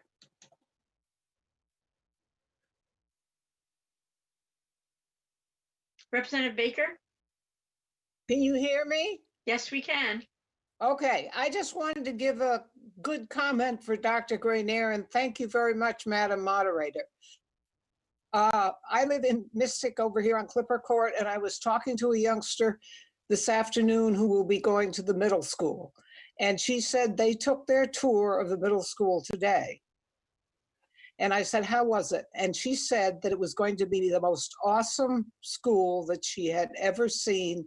And she was absolutely excited to be going to the new middle school. So I thought you just might make a positive comment. Thank you. My granddaughter went also on that tour and she said the same thing. Appreciate it. Good. Thank you. Representative Cecilia Fleming. Thank you, Madam Moderator. Dr. Grenier, I just want to echo what Representative Mello Miller said. My daughter is in SB Butler in 2nd grade. We just haven't heard anything about devices. We're lucky enough to be able to have something for her, but that communication piece is lacking. So if you could look into that, that would be helpful. Sure. On another note, she is thrilled to be back in school. It is a very personal decision that we made, but she's very happy to be back. So thank you. We're thrilled to have her back. Thank you. Representative Fortner? Hi, thank you, Moderator Evans, gosh, I'm so sorry. Hi, Dr. Grenier. I have to comment. First of all, I'm a mother of 4 children, the youngest of which is 26. I remember when we were making a lot of changes in Gills Ferry between schools. I bet you remember that too, Dr. Grenier, because I know you lived in the area at the time. People were just absolutely up in arms about kids having to change one school to another. It ended up that the parents were a lot more upset than the children. And let's all remember that kids are resilient, as Michael said. We are going to get through this. There might be a few bumps in the road. I think nobody expected anything less. I do need to make a couple of comments with all due respect with my dear co-representative Mello Miller. I'm wondering what we do. How do we suspend a superintendent search? We need a superintendent. There's no way to run a school system without one. That's certainly not a call that Dr. Grenier can make. And also, he just told us that between the national and state grants, we have close to $2 million to pay for some of the extra expenses that the school district's going to be faced with. So I would love for people to try to take a little more deep breath, a positive attitude. Once you get to see that middle school, as I had the pleasure of going through there over the summer, it's phenomenal. It's been, I can't imagine it came in even close to on time. So it's going to be a wonderful place for our kids to get educated. Just give them a little more time, please, people. Thank you. I'm all done. Thank you, Representative Fortner. Thank you. I don't see any other questions. I want to thank you, Dr. Grenier, for coming here tonight. I know that there are a lot of questions. I know that this is a dynamic situation, and I would just say if we can, it sounds like communication would be the best thing going out to these parents of young children. Yeah. I'll get on that tomorrow. Thank you. Thank you so much. All right. Night now. Good night. The next thing on our agenda are the liaison reports, and I'm going to ask Representative Chase if she has a liaison report for the Town Council RTM Board of Ed City of Groton group. I do. Thank you, Madam Moderator. The meeting was called to order at 5:34 on September 2nd. They reviewed the minutes and they were approved as submitted. The Board of Education report is that Dr. Grenier reported that schools will begin on September 8th via the hybrid model. Cohort A will meet next week on Tuesday and Wednesday, and Cohort B on Thursday and Friday. Everyone will be remote on Wednesdays. 25% of the students will be full distance learning, and teachers will live stream lessons, class meetings, as well as pre-recorded lessons. They do not have the certificate of occupancy for the Groton Middle School as of this meeting. Corona-related funding, Groton Public Schools received $662,000 from the CARES Act, as well as $1.2 million from the Corona Relief Fund. These funds will be used to purchase needed PPE, custodial supplies, and to pay the salary costs for substitute teachers, paras, and custodians. The superintendent search process, the Board of Education has hired the CABE search consultant to hold focus groups and then conduct the search to be culminated by January 2021. The Town Council report, Mayor Granatowski reported that GoPro cameras for teachers are being used at Grasso Tech. The Lieutenant Governor is proposing a mock election for high school students. And Town Councilor Parker reported that the request for $12,500 for resurfacing the tennis courts pathway has been referred to the RTM for action. The City Council report, City Councilor Stanford reported that the City Council and Mayor will tour the middle school on September 17th, 2020. Road work is ongoing in the city, and there are some apartments being built and other things are in the works for more businesses. The RTM report, a Civilian Oversight Review Committee has been established. They will report their findings to the Public Safety Committee. The town's lawyer recommended against having student liaisons on the RTM because the positions are not in the charter. It was requested that CABE give the RTM guidance regarding how student liaisons participate. Dr. Grainer shared with Moderator Evans the Board of Education bylaw regarding student liaisons. The meeting was adjourned at 6:20 p.m. Thank you. Thank you. Representative Mello Miller, do you have a report for the Parks and Trails Advisory Group? No report. Thank you. Representative Wells, do you have a report for the Golf Advisory Board? I know I promised a September report, but the meetings are the first Monday of the month, and that was Labor Day. So you won't get a report until October. However, I will share there's an excellent article on Monday and the day on the golf course, the COVID bunt that the golf courses are experiencing, and I'll share that. Thank you. I saw that. I think, climate change and the pandemic have been good for golfing, apparently, huh? Economic Development Commission, Representative Rusk, do you have a report? Thank you, Moderator Evans. The Town of Groton Economic Development Commission met on September 3rd. Some of the business that was discussed has already been discussed, so I will not go over that again. There were concerns noted about congestion in downtown Mystic, as well as concerns about the viability of the use of outdoor space in cooler months. So that's something that they are looking at. The plastic ordinance was discussed. As most of you know, the plastic ordinance was passed by the town council, but it was postponed due to economic concerns caused by COVID-19. It's currently scheduled to take effect in October of 2020. The Economic Development Commission is planning to host a plastic alternative supplier webinar later in September for businesses to discuss alternative products. And short-term rental issues are being discussed throughout Groton. And there's a proposal that the Town of Groton Economic Development Commission take a position on this issue. For more information, you can always check Explore More Groton website. Thank you. Thank you, Representative Rusk. Representative Fitzgerald, do you have a report from the Board of Education, or have we heard it all? Yes, I do, Madam Moderator. Thank you. This is a liaison report for Committee of the Whole August 17th and a regular meeting August 24th. There was a meeting this past Tuesday, but that was an executive session. On August 17th, the first thing that was discussed was school calendar adjustments. The staff professional development will be August 28th through September 8th. The first day of school is the 8th. Kindergarten screening will occur September 8th through 11th, with kindergartners starting on September 14th. The last day of school is June 15th. The middle school opening plan. They touched, Peter Bass is the principal of the new middle school. The construction is in the final stages. Inspections are ongoing. Secretaries and guidance were on site August 27th. Safety plans are being finalized and will be reviewed on a regular basis. And a virtual orientation and other information on reopening is posted on the GPS website. I discussed health and safety protocols with the VNA Director, Leah Hendricks, and she gave an overview of the state of Connecticut guidelines. The flow charts, they sent a lot of flow charts. For example, what do you do if a student presents with symptoms, or if a student is exposed to COVID-19? And they also included a list of symptoms for children.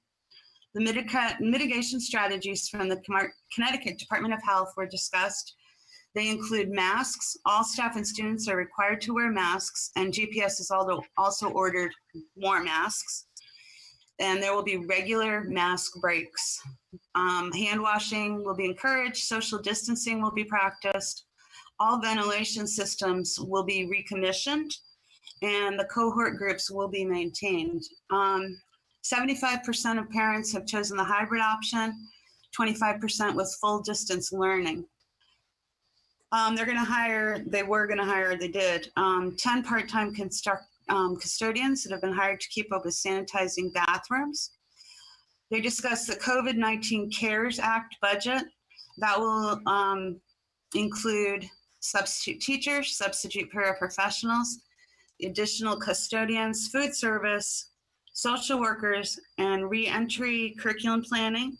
Also supplies, including PPEs, desk shields, and toolkits for distant learning for K through 12. Also, they have to include Sacred Heart School. Anticipated additional supplies. So the CARES Act funding allocated was $20,000 to Sacred Heart School.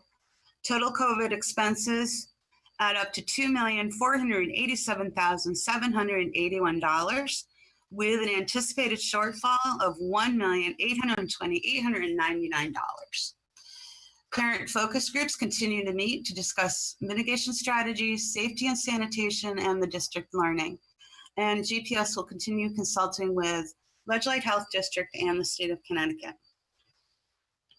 On to the regular meeting on August 24th. Dr. Grenier reported August 27th, convocation for teachers. August 27th through September 4th was PD, professional development. September 8th was the first day of school, kindergarten screening. September 8th through 11, kindergartners return to school September 14th. Parent groups are continuing to meet. Contact tracing protocols are being developed.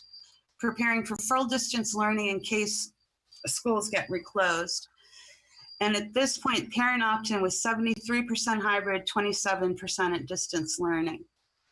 Fall athletics, the CIAC, Connecticut Interscholastic Athletic Conference, at that point was no team activities for the first 2 weeks of school, and the CIAC was working on a final plan.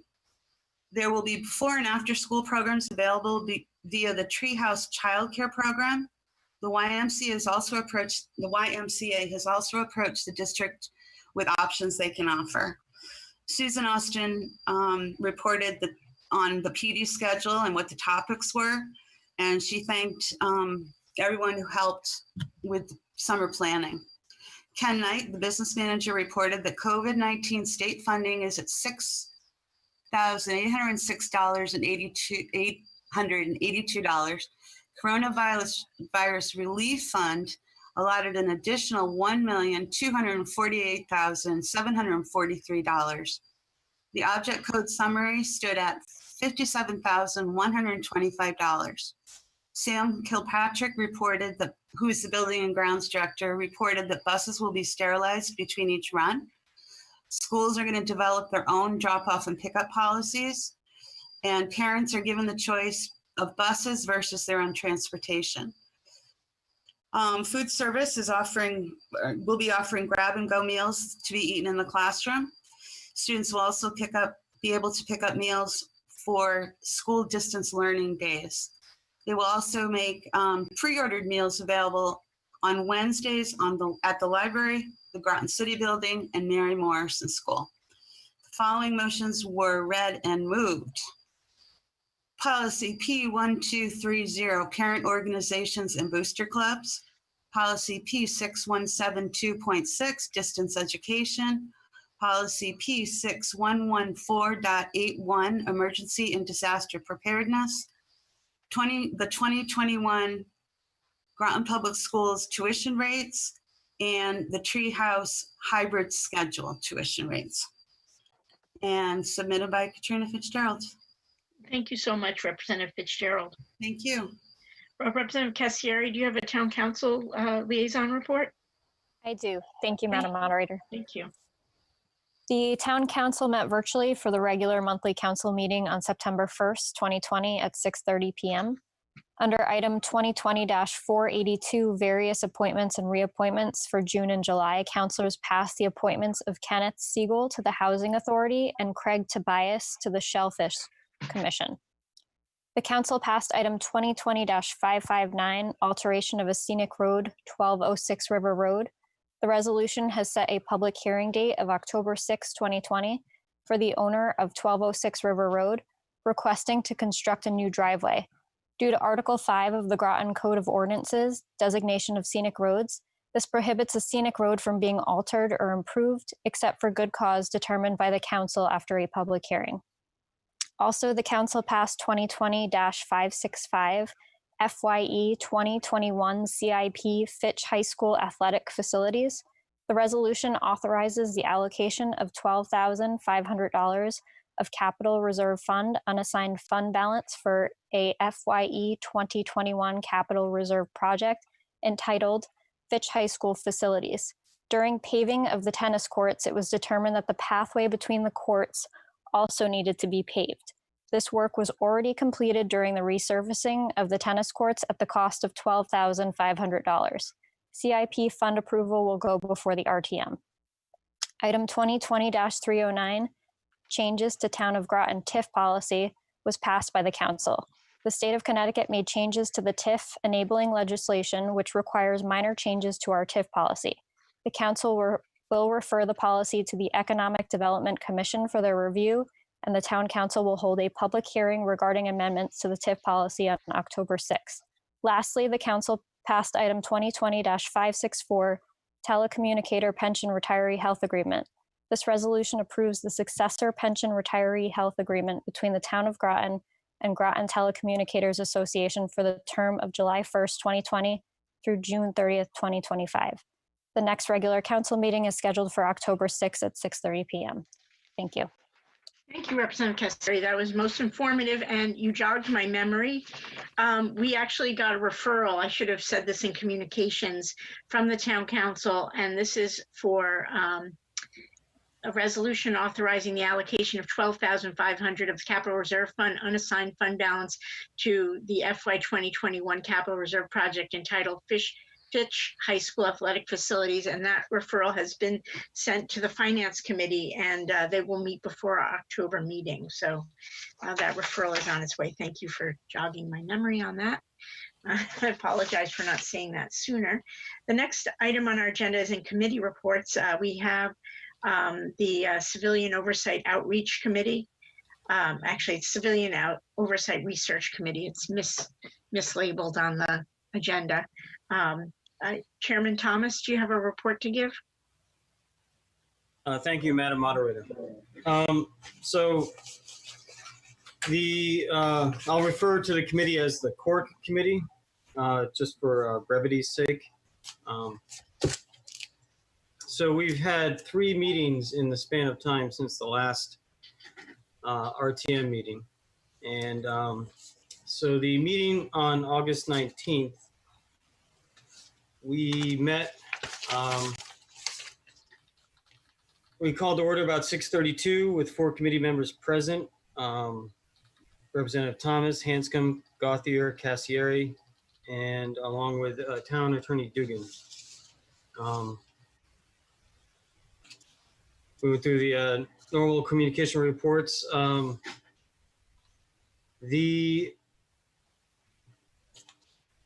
5 representatives present agreed that there is a value in providing recommendations in the final report. Then the committee moved on to discuss the actual first order of business, voting on whether to recommend to the council that the town form a police and community group modeled in some fashion after what was formed in the Groton City as the Police and Community Together Pact Group. A copy of the Groton City resolution forming this group is attached to those minutes of that meeting. In discussion, Representative Cassieri suggested also writing a letter to the town council within a week, as this group could be formed without any substantial ordinance, major personnel appointments, or charter changes. And such a group could be useful in helping determine what sort of civilian review board would best suit the community at large. Representative Gauthier asked for clarification as to whether we would be writing an associated letter for every recommendation we determined to include in the report, or if this would happen for this one particular point. The consensus seemed to be that the action of crafting a separate letter of recommendation along with the inclusion of the final report was a thing that applied primarily just to this one particular point. Representative Cassieri made a motion to write the letter within the week to the town council recommending a pact-style group for the town of Groton, and to include that recommendation in the Cork Special Committee's final report. The motion was seconded by Representative Gauthier. After no further discussion, the members present voted unanimously in favor of the motion.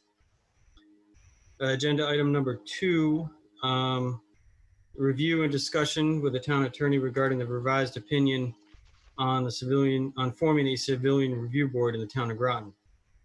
All court members present acknowledged having viewed the August 6th Town Council Public Safety Committee meeting where the town attorney answered questions from the PSC members regarding the opinion. Representative Cassieri asked if it was fair to say, based on the opinion, town charter and state law, that the best the town could do would be to form an advisory model similar to the Police Community Relations Committee, the PCRC that exists in New London. She clarified that this model would only be involved after the police had concluded their internal investigation and filed that report with the PCRC. Attorney Dugan agreed that that was a fair statement based on the town charter and existing Connecticut state civilian complaint statutes. However, she reiterated that a CRB in Groton could only be advisory in nature. How exactly that would take shape, she explained, would have to be something that is worked out on a piece-by-piece basis. But ultimately, that model would only be an advisory capacity. Representative Thomas asked the hypothetical question of what would happen if, after the police chief and deputy concluded their investigations, the civilian who filed the complaint disagreed with the finding and wanted to have that advisory CRB take a second look at the situation. Attorney Dugan replied that it would be very hard to answer that right now because there are a number of possibilities, explaining that they would likely look at it in the reverse, where they would wait for the town council to go to the town attorney and manager with a draft ordinance stating what it is they would like the CRB to do and how they would want it to relate to the town manager and the police department. Then the attorneys would make a determination on whether or not they felt it would work. Representative Thomas then asked for a baseline clarification, proposing another hypothetical, asking if nothing came of this at all, no changes were made, and no CRB was formed, what would be a civilian's recourse now if they felt an investigation conducted by the police department and the police chief were not valid and they wanted to appeal the outcome? Attorney Dugan replied that the Police Accountability Act does not provide for any sort of appeal process, nor is there anything in the civilian complaint statutes that would allow for that sort of appeal. So any given individual would have their usual recourses of hiring their own personal attorney and filing for a civil lawsuit or personal damages lawsuit under Title 93. Representative Thomas then asked if this CRB was to be formed, it would have to be formed by the town council passing an ordinance explicitly. Attorney Dugan and Cody both agreed. Representative Thomas then asked if it would be legal for the town council to pass an ordinance requiring the town manager to consult with a CRB on any case where there is a complaint of excessive force. Attorney Dugan replied that there was a lot wrapped up in that question. She stated that the town charter defines the roles of the town manager, the RTM, and the town council fairly clearly, and that it is the town manager's responsibility to interact with the town employees and departments, that no elected officials should make direct contact with town staff in a supervisory position. Representative Thomas then asked about Town Charter Section 5.6 in regards to investigations and sought clarification on how that section describes the relationship between the town council, the town manager, and any department in the town that the town council felt it needed to investigate. Specifically, if the town council decided to conduct an investigation, would the town manager be the one to carry it out? If so, how? And how often would they report to the council and/or take direction from the council on the nature of the investigation? Attorney Dugan answered that the subpoena powers are not granted in a broad fashion and could only be exercised to an extent that it has been granted to the municipality by a court. She indicated that the council's investigatory powers apply to how departments are functioning, not how the individuals within those departments conduct themselves. Personnel concerns, she stated, are the exclusive purview of the town manager. Attorney Cody added that he agreed with Attorney Dugan that, in their opinion, this section does not grant the power to do targeted individual conduct investigations, but rather general functionary investigations and policy reviews. He stated that the question of how the town manager interacts with the legislative body in this context is relatively unknown, but would depend much on the facts of any given particular situation. He added that he did not believe this section to have any pertinence to the powers or function of any possible CRB. His opinion that the council cannot delegate their investigatory powers to any other body. His opinion was that the council cannot delegate their investigatory powers to any other body. Further clarification was asked for. If that inability to delegate out was stated specifically in the charter, and if so, then who would be expected to carry out an investigation if the council deemed one necessary? Attorney Cody replied that it would be the council members themselves who would carry out the investigation. Representative Thomas asked for further clarification, asking Attorney Cody if Attorney Cody was asserting that the town councilors, without prior investigative experience or training, were expected to be the ones to carry out a detailed investigation in any situation where they felt there might be wrongdoing. Attorney Dugan interjected to restate that it is difficult to deal in hypotheticals and much would depend on the facts involved in any given situation at that particular point in time. She added that, to her knowledge, there has been no precedent for the town council to issue a subpoena of any sort, that this provision has never been invoked. Representative Hanscom commented that she believes we may be approaching this situation backwards and that we should perhaps consider what it is we want to accomplish and what is the end goal of a CRB. She emphasized that the overall purpose, she felt, was to create a dynamic that encouraged the citizens of the town and the police officers to feel more connected. Representative Cassieri asked for clarification on the subpoena issue, referring to the August 6th meeting. The attorney asserted that a CRB could recommend a subpoena but could not require a subpoena. Attorney Dugan replied that if a CRB was created by the town council could allow the CRB to have subpoena power if they so chose, but that situation would be a separate situation from the one covered by section 5.6 of the town charter. Representative Cassieri asked if the attorney believed the town charter allowed for the town to subpoena an individual employee. Attorney Dugan replied that there is no requirement in the PAB, the Police Accountability Bill, to create a CRB, and any CRB that a municipality chose to create could be equipped with the power of subpoena, but nothing was required. However, if any subpoena power was granted to a CRB via ordinance, that power would have to be balanced against the state statutes and town charter limitations and descriptions of duties. Attorney Cody and Representative Thomas engaged in some speculative discussion regarding the possible relationships between the town manager, the town council, and the potential CRB. In short, Attorney Cody asserted that the town council could construct the CRB in such a way that would encourage the town manager to interact with the CRB. Representative Cassieri asked if the subpoena power, if granted, could be used to compel the testimony of any given officer, or if the subpoena would simply compel the presence of the officer. Attorney Dugan replied that if the PAB is not specific, that the subpoena power could be used to compel a person to show up, but not to testify. Attorney Cody agreed, reiterating that the subpoena power is powerful and it could be crafted to include compulsion of testimony, but by no means is it a magic silver bullet. It simply starts the process. It can be contested and resisted via judicial means. Representative Cassieri commented that from her experience, no police union would ever agree to anything that would compel their members to testify. Attorney Dugan agreed, remarking on her experience doing labor work for a variety of police unions. Representative Cassieri asked if subpoenas for documents would also be part of that. Attorney Cody and Dugan both stated that whilst the subpoena power could also include documents, those could also be contested and resisted via judicial means. Representative Thomas asked for clarification of the ID numbers for the state statutes regarding civilian complaints that the attorneys had referred to frequently.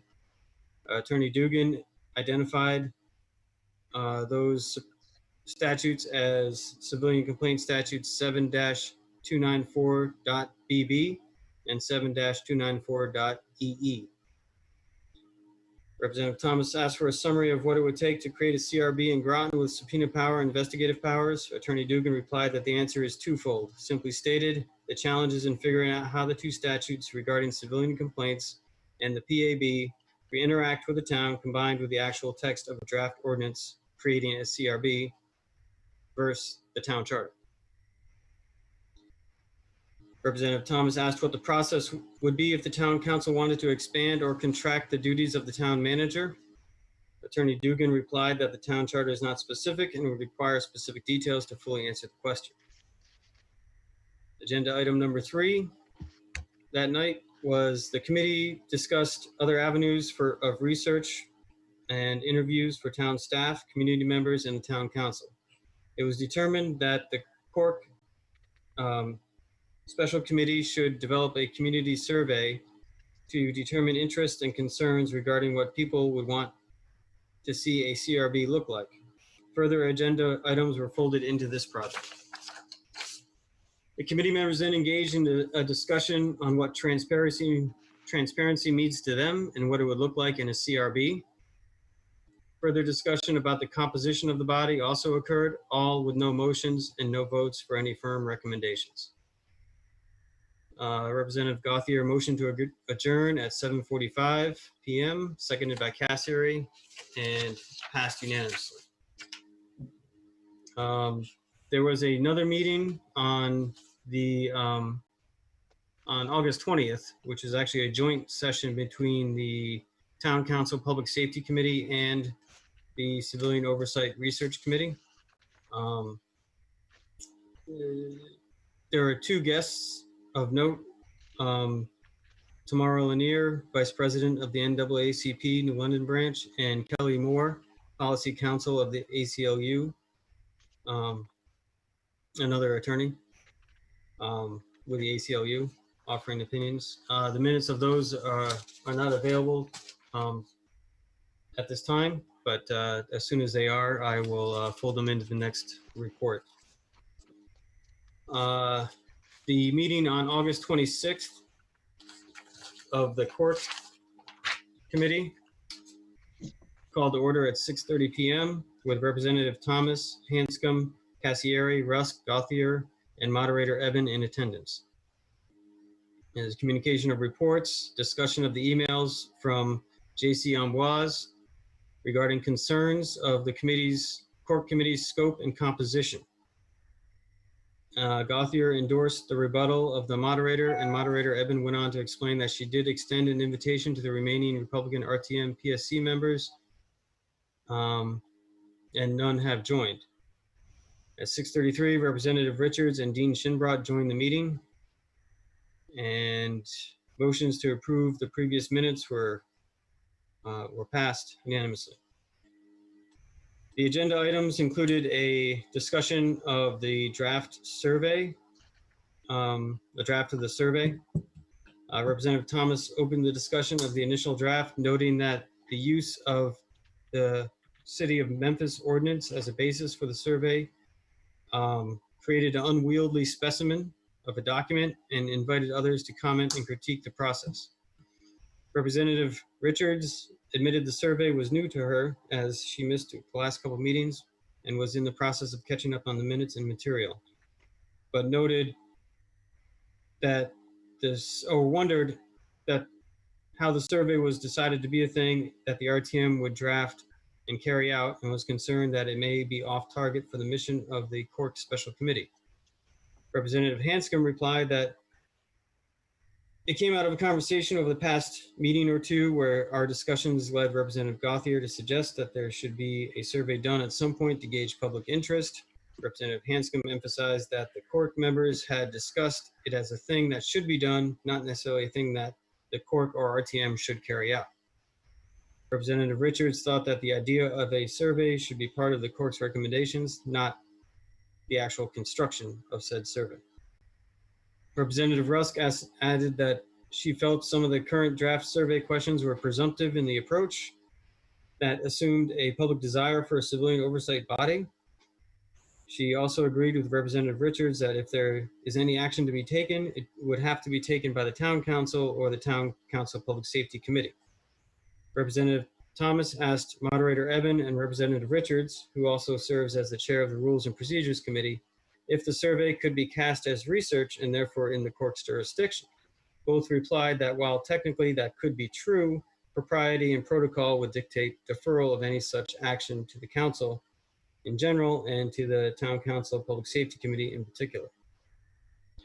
After further discussion, it was determined that all current and future questions that might go into a draft survey or considerations for an ordinance construction would go into an appendix of the court report. The committee then determined to pause drafting of the survey and the recommendation letter to refocus on the primary mission of the Cork Special Committee, that being the compilation and creation of a draft report on civilian oversight in general and how it relates to the town of Groton. Discussion of the report framing and construction resulted in a number of differing opinions on whether the report should seek a consensus recommendation or just be a reference document. Representative Richards expressed concern that about trying to create a comprehensive report as the subject is incredibly complex and trying to craft a recommendation letter for the whole of the RTM to endorse by its body would also be a very tough challenge. Representative Thomas replied that it would probably be best just to focus on creating an informational report for reference purposes as opposed to any broad consensus or recommendation. Representative Cassieri stated that she thought it would be better to focus on the options that have been determined to be available as opposed to a larger menu approach or a larger background detail. Moderator Eben explained that there would be a benefit to the RTM, Town Council, and town community as a whole for there to be a report that contained descriptions of basic categorical models of civilian oversight, the pros and cons of those models, and how those models relate to the town of Groton under current town charter and state law. Representative Hanscom added that she was concerned that the committee may be overshooting the mark, explaining that she was not even sure that there was a desire or need or what desire or need may exist in the town of Groton for civilian oversight. Representative Rusk explained that the pact in the city, the PACT, the Police and Community Together group in the city, was taking a proactive approach to heading issues off before they became problems that would require a reactive civilian review board. While she was not in strong favor of forming a civilian review board, she is in favor of forming a pact-style group in the town to help figure out what the needs and desires of the community are. Representative Thomas added that the committee could do that, or could include that, and then also add a section in the report where each committee member has a chance to share their perspectives and recommendations on next steps. And Representative Rusk motioned to adjourn and seconded by Cassieri at 7:05 p.m. All voted unanimously to adjourn. The next meeting after that was on September 2nd, just last week. And we have not yet met to approve the minutes of that meeting. So long story short,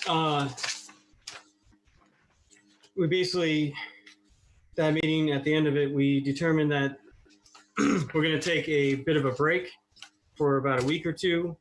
2 weeks to work on drafting.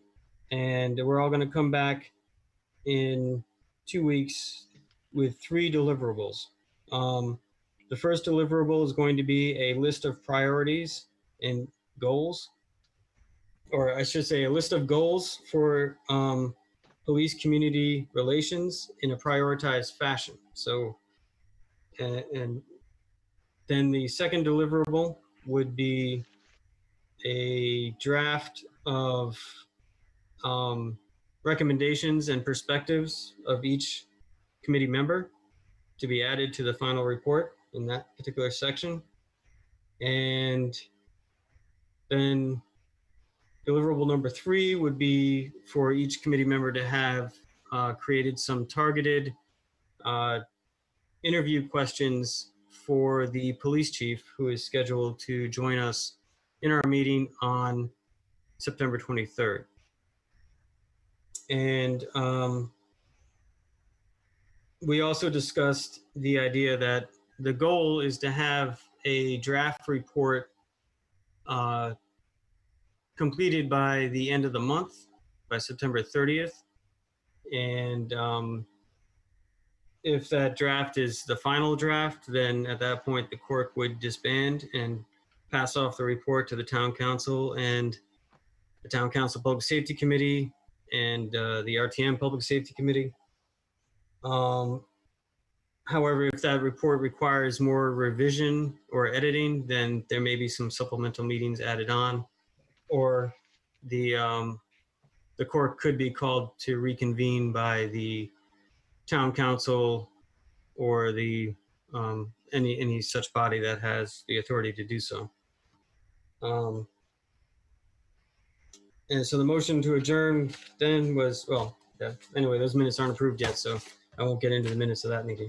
So Representative Thomas, we usually approve them at this stage. So if you wanted to make a motion to approve the minutes that you've just read, that would be great. Oh, well, okay. Well, if that's the case, I could provide a little more detail. I just gave a brief overview of that last meeting, the September 2nd meeting. Well, we can have a motion and then you can go into that. How's that? Okay, that sounds good. So would you like to make that motion? I move that we accept the minutes, and I'll just stop there. Never mind. Representative Rusk has made a motion. Is there a second? Cassari, second. Thank you. We have a motion to accept the minutes of the August 26th and August 19th meetings of the Special Committee on Oversight and Research. Sorry, I'm probably getting the name wrong. I shouldn't. Oversight and Research Committee. Do we have any discussion on that? I actually had some comments on the August 26th meeting that I attended, and it just reflects the part of those minutes where I am quoted as saying that I invited all members. Let's see, what does it say? I extended an invitation to remaining Republican RTM PSC meetings.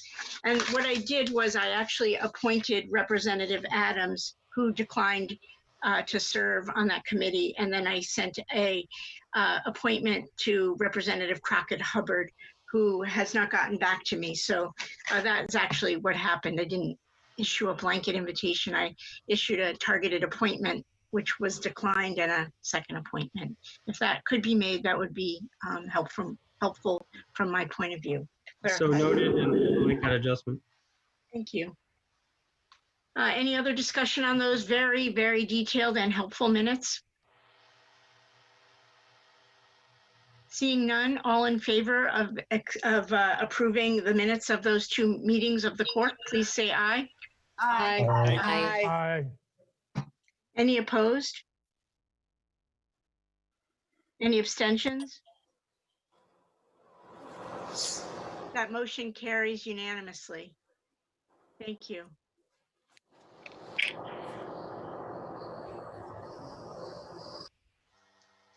All right. There is no action item on this. I think at this point we can move on, and you can certainly read those September was it September 2nd minutes at the next meeting, unless there's an action item that's necessitated from this group. There's no action required for the RTM body. No. Yeah, that's fine. So I think that, it would probably be good at some point, since this is a research committee and, we're not taking any legislative action to, maybe carve out some time for actually a discussion of your final report, a presentation, let me put it that way, and time for questions of your final report. It would be useful to probably get that report ahead of time. And it was great that these minutes were in writing. So perhaps people can read them ahead of time, and we can expedite that process and read the report as well. So we wouldn't have to read it. We could just kind of go into a brief presentation. Does that make sense? That sounds good to me. Thank you so much. Thank you. Thank you, Chair Thomas. The next item on our agenda is, I believe, a report from the Rules Committee, which met recently in response to an opinion of the town attorney. Chair Tom, Richards, would you like to speak? Yes, thank you, Madam Moderator. I will share the minutes from our meeting last Thursday. The members present were Representatives Adams, Luck, and Richards. Members absent were Representatives D. Gauthier and Whitehouse. Also in attendance was Town Clerk Betsy Mukausher. The meeting was called to order at 6:30 p.m. Representative Richards noted that Rep. Whitehouse had communicated that it was possible he would not be able to attend this meeting. There was a quorum with 3 of the 5 members present. The committee took up the business on the agenda to review the town attorney's opinion of RTM Rule 9.2.1 student liaisons that was approved by the RTM at its last regular meeting on 8/12/20. After concerns shared by Rep. Bailey and Rep. Whitney, a review was requested by the town attorney to consider the new rule in light of the town charter and other possible restrictions. The initial response from the town attorney dated 8/24/2020 pointed to some wording that might be construed to mean the RTM was creating an office or giving a student liaison status similar to RTM members. This letter was emailed to all RTM members. Later, Rep. Richards and the town clerk requested from the town attorney a draft of suggested wording that would fit the intended purpose of the student liaison without the unintended legal implications. The town attorney responded with another letter and a rule draft on 8/31/2020. Representative Richards asked if the other committee members had seen the follow-up drafted rule, and since they had not, she shared the document via Zoom and read it aloud. The suggested rule was as follows. Rule 9.2.1, student involvement. The RTM considers the town's high school students a valuable asset and a connection to the town's younger residents, and wishes to encourage high school students to learn about the town's governmental structure and in return to share their perspectives on current matters. In support of these goals, up to 4 high school students who are town residents may, through a selection process developed by the RTM's Community Development and Services Committee, be recognized as student liaisons to the RTM. Students who currently are liaisons to the Board of Education are not eligible. Student liaisons to the RTM may attend RTM meetings, submit written requests or reports to the chair of the Community Development and Services Committee, read requests or reports under the Community Development and Services agenda item, develop strategies for outreach to the student population item, and respond to requests from the moderator, and end quote. It was stated by Representative Richards and agreed by the committee that the rule approved last month was not meant by the Rules and Procedures Committee or the full RTM to create a new office position, but rather to connect and encourage high school aged youth with the local political processes. Since the wording of the draft by the town attorney still fits the intentions and does not appear to change the expected role of the student liaisons, Rep. Richards suggested amending the rule to alter the title and body of it to match it.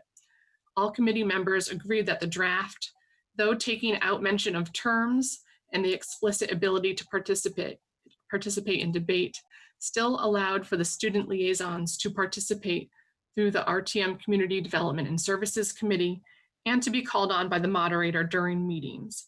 It also leaves open the selection of student liaisons to the same committee as was in the approved rule.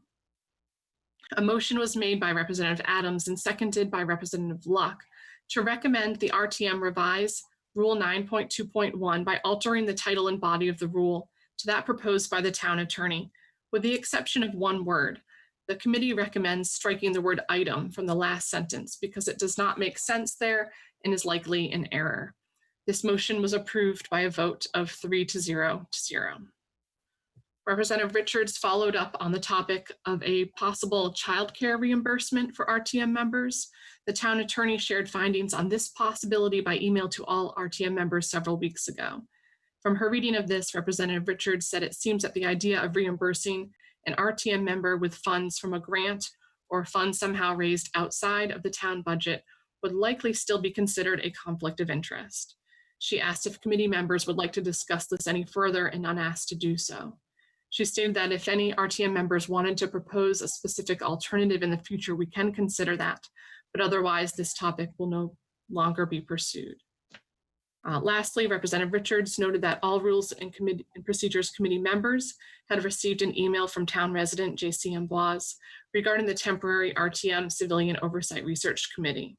She stated that based on the moderator's emailed responses, she did not think it necessary to put a review of Mr. Amboise's concerns about the creation and makeup of the CRC on the Rules and Procedures Committee agenda. Rep. Richards stated that if an RTM member wanted to request the committee to review it, the committee would. No committee members requested to review.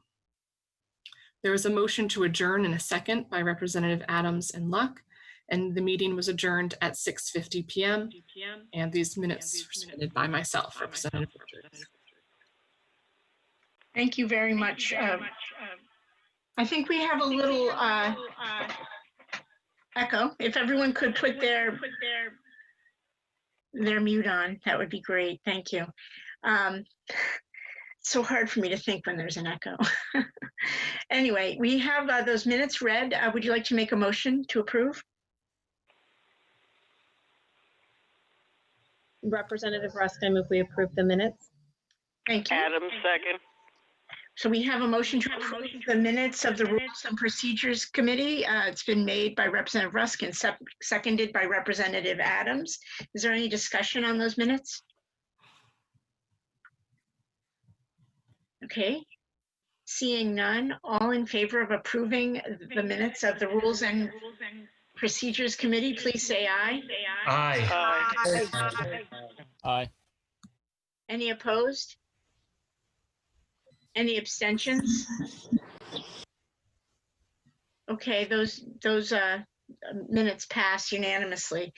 Again, I'm just going to ask everyone to put yourself on mute and unmute when you speak. I see that Representative Bailey, are you planning to make a motion? Yes, I have a point of order concerning the liaison student. Section 4.3, composition of town charter, rules shall include provisions for petitions by citizens. This is only where citizens can address the RTM publicly. To select a citizen or a group of citizens to have more rights to address the RTM over other citizens disenfranchises the petition process, is a violation of the town charter. Representative Bailey, I will just refer you to Rule 9.6.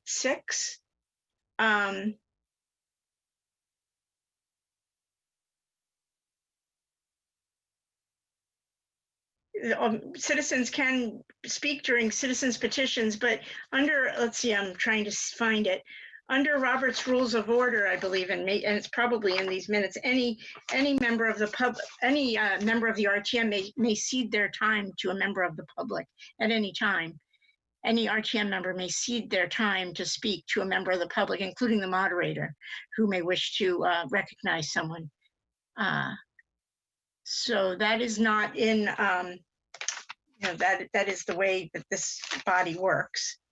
But I will I'll open it up if there is discussion, if there's a desire to have a motion or an amendment to the rules that we already approved, to the rule that we added and approved last month. Is it the desire of that committee to make an amendment to the rule or to vote to leave the rule as is?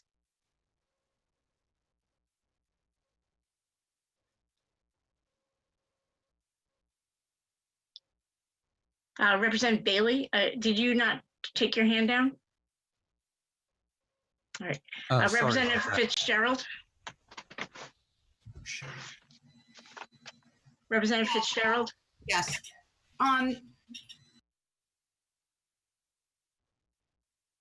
Did you wish to speak? Representative Richards. Thank you, Madam Moderator. I'm not sure if I got the gist, if you had posed a question to the RTM as in full or a question to myself as the chair of the committee. Well, any individual has the ability to make a motion. I asked you because you could be that person. But I'm not sure how to word it, and maybe Rep. Richards can weigh in. Excuse me, I think we have two people talking. Is that Representative Fitzgerald? Did you wish to speak? I called on you and then nothing, there was no sound. All right, would you wish to speak? Yes. Okay, there you go. I'm not sure if this is an amendment or how to word it, if people want it to be part of the rule. I'd like to see orientation session of some type for any new student members. Could that just be understood, or would it need to be in the rule? You know, we have a orientation for members that the town clerk puts together for new members. And so that's not in the rules. It's kind of just a practice, a way of implementing, you know, getting people up to speed. So I think that we can probably do that without a rule. But certainly if it is problematic, it could be added as a rule, I suppose. At this point, you know, we all were invited to orientation, I believe every 2 years. Town Clerk McCousher has provided background on how the RTM operates, and you know, with a little packet of information that includes the town charter and some guidance on parliamentary procedures, as well as the rules of the previous RTM. Is that what you were thinking of? Yes. So if they could just be part of that and not left out by accident would be great. Okay, thank you. We don't have a motion on the floor. Representative Richards, did you want to make one? I would. I'll just respond quickly to Representative Fitzgerald to the Community Services, Community Development and Services Committee under our approved rule, as well as the one that our committee is saying we should revise to in a moment. They both have that committee who would be communicating with the students, and certainly I would think a part of that would be letting them know what the RTM does, how to do that, including some paperwork and some sort of question and answer to go along with that. So that would be, I think, best fitting with the Community Development and Services Committee to take on that task. Thank you. And I would like to make a motion that we revise Rule 9.2.1 to the wording that we approved in the Rules and Procedures Committee meeting that I read. And as I noted, when we approved it, we one word, that was item, from what was sent from the lawyer as the town attorney, that is, for suggested wording that would fit with our current town charter. Thank you. If you'd like me to read it, I will. Let's have a second first. Adam, second. Thank you. We have a motion on the floor by Representative Richards to approve, to revise actually the language of Rule 9.2.1 as stated in the minutes that were just approved, and it's been seconded by Representative Adams. Does the body feel the need to have the revised language read again? And to get to Representative Bailey's point of order, this was the language that was proposed by the town attorney, who looked at the constraints of the charter and came up with that language. So I think we're pretty good legally at this point, and I hope that assuages your angst. Representative Rusk? Yes, thank you, Madam Moderator. Can it please be read again just for clarification? Sure. Representative Chair Richards, would you please read the revised language for 9.2.1? Sure. Rule 9.2.1, student involvement. The RTM considers the town's high school students a valuable asset and a connection to the town's younger residents, and wishes to encourage high school students to learn about the town's governmental structure and, in return, to share their perspectives on current matters. In support of these goals, up to 4 high school students who are town residents may, through a selection process developed by the RTM's Community Development and Services Committee, be recognized as student liaisons to the RTM. Students who currently are liaisons to the Board of Education are not eligible. Student liaisons to the RTM may attend RTM meetings, submit written requests or reports to the chair of the Community Development and Services Committee, read requests or reports under the Community Development and Services Committee agenda item, develop strategies for outreach to the student population, and respond to requests from the moderator. Thank you. Are there any questions or discussion? Representative Whitehouse? Thank you, Madam Moderator. I think I've got an echo too. No, okay. So I don't agree with the attorney's interpretation of this as creating a new position, because it's clearly creating a liaison, and I'm not really sure how they came up with this. And so I just kind of wanted to share that opinion. I'm sure we're going to pass this change, and it's good enough. I don't love it, but it gets the job done. It makes it clear we want students involved, but I think it sends a better message to say that we want them in the conversation and not that they have to be recognized in a special, separate way. But, you know, something's better than nothing. So I guess it's fine. And since I'm on the Rules Committee, and I'd like to point out specific rules, as I read 6.4.4, this is a rules change and should have been on the agenda for the entire RTM to know about before we voted on it. And as I read it, this has to go back to the rules and procedures and then come back. I'm not making a point of order. I'm just pointing out that that's technically what the rules seem to say. But I just wanted to share that observation. But no, I don't like this change, but I'm going to vote against it. I'm sure it's going to pass, and it'll be good enough. Thank you. Thank you, Representative Whitehouse. Any other discussion?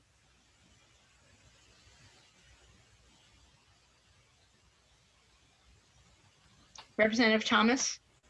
Yeah, I just wanted to second or just align my feelings with Representative Whitehouse. I'm not a fan of the changes, but if that's what can pass, then it's good enough. I think it's any inclusion we can to any mode of inclusion we can to get youth involved with the government, I think is good. And yeah, so that's that. Thank you. Any other discussion? Okay, seeing none, we have a motion on the floor made by Representative Rusk and seconded by Representative Adams to revise the language of the new rule 9.2.1. All in favor of that revised language, please say aye. Aye. Aye. Aye. Any opposed? Nay. Whitehouse. Any abstentions? Aye. Thomas. Who? Thomas, abstaining. Okay, that by the way takes a 2/3 vote. And so with 33 members, we have 31 members in favor, 1 opposed, and 1 abstention. Is that correct, Dawn? No, we now only have 32. Cecilia Fleming left at 9:44. Oh, okay. So we only have 32. So it would be 31 and 1. Okay, thank you so much. That motion does pass. 30 in favor, 1 opposed, and 1 abstention. Madam Moderator, this is Representative Rusk. Representative Rusk? The other one, Jason. Yes. You're recognized. To Representative Whitehouse's point, based on the rule 6.4.4, this would require a majority vote of the full RTM, not 2/3 vote, because there was no prior notice.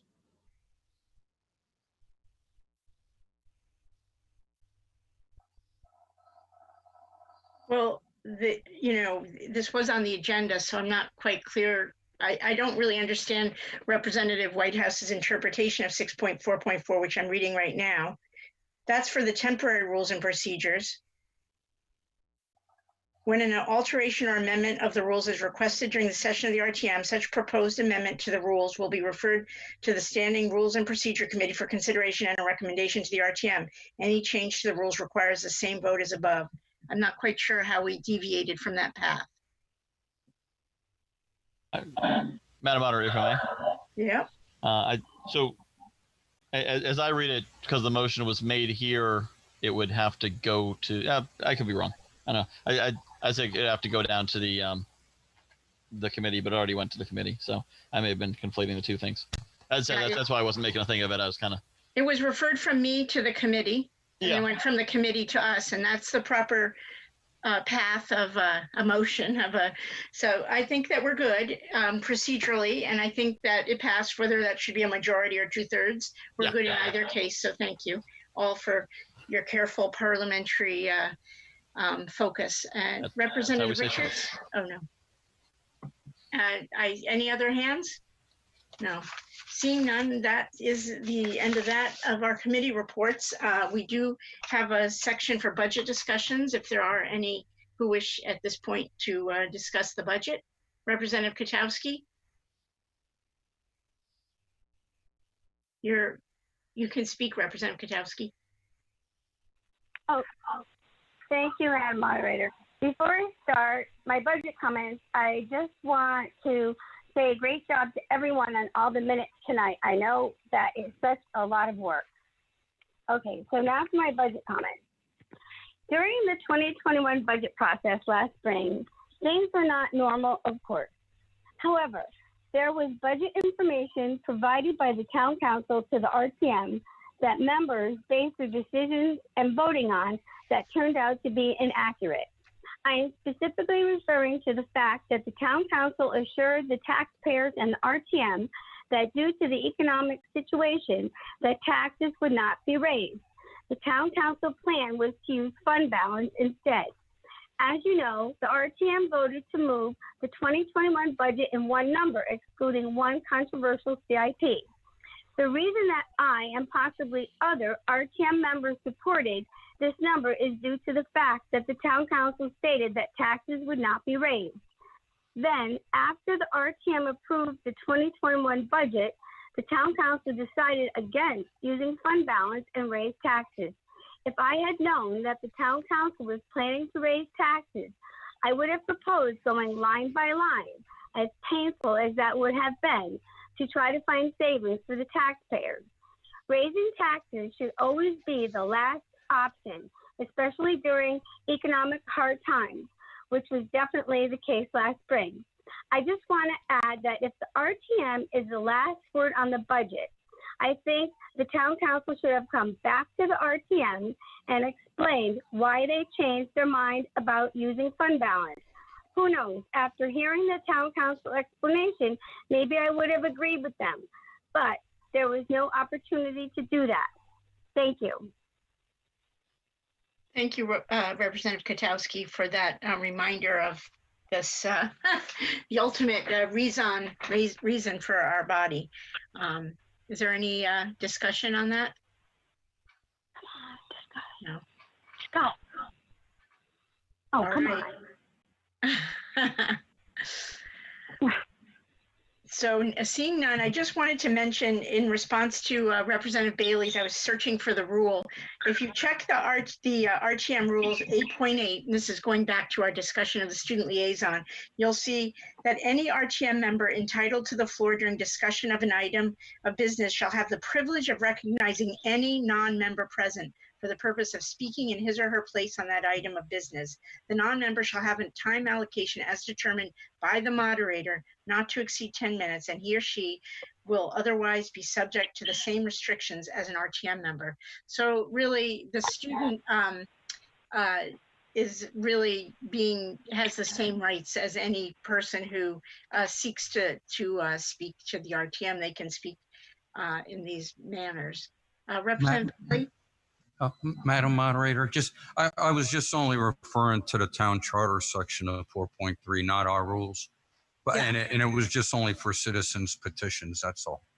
Right, yeah, so, but any, just so we all know, in our rules is the ability for any non-member to speak at any time if a member so chooses to cede their time to them, okay? So that's there, and I knew it was, I just couldn't find the rule at that moment. So thank you. The next item is other business and then adjournment. Is there any other business to come before the body? I had a question, moderator. Representative Flax? Yeah, Thank I you. received a communication from a citizen of the town, and they were talking about the senior center and the ability for them. They actually use the showers because they have some issues, and they've had quite a time during the COVID when the senior center was closed. I believe the senior center is open, and he wrote and said, "Can anything be done about the community center handicap shower?" He has told me that there's no hot water and the shower head is missing in the handicap shower. It's just a hose. So I was wondering if we might. I know I should have probably asked it when the town manager was here, but if we could, I guess I could reach out to the town manager and ask him, but and try to help this person who has tried 211 but hasn't had a lot of success. So is that what I should do, moderator? You know, I would reach out to the town manager because I do not know the answer to that question. Sorry. And I think that would probably be the best. And if you wanted to bring back the answer next time, that's fine. Or you can contact that individual directly. You're Yeah, the great. citizen. Okay, thank you. Representative Thomas? Thank you, Madam Moderator. This is a bit of a curveball to throw in late, and it's sort of instead of the breaking news department, but I'm not sure what we could do. But as a member of the Education Committee, I just wanted to express my deep concern over the situation with one of the Board of Education members' comments that came to light in the last 24 hours or so.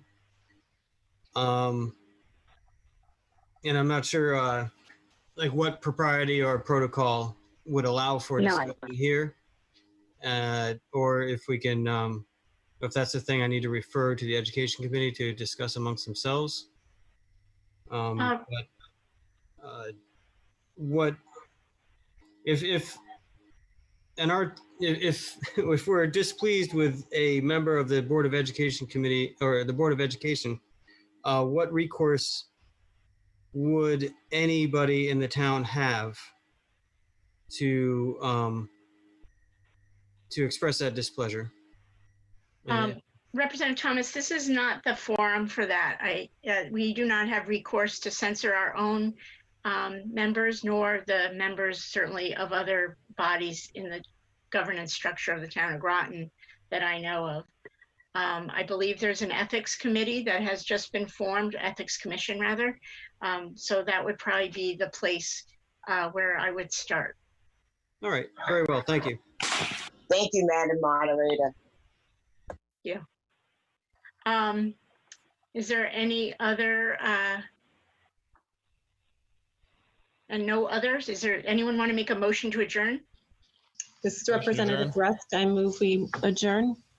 Thank you. Second. White House second. Representative Rust motion to adjourn, and Representative Whitehouse seconded that. I know there were others, but and that's not debatable. All in favor of adjourning? Aye. Aye. Aye. Any opposed? I'm opposed. Representative Flax? I'm just, You're joking?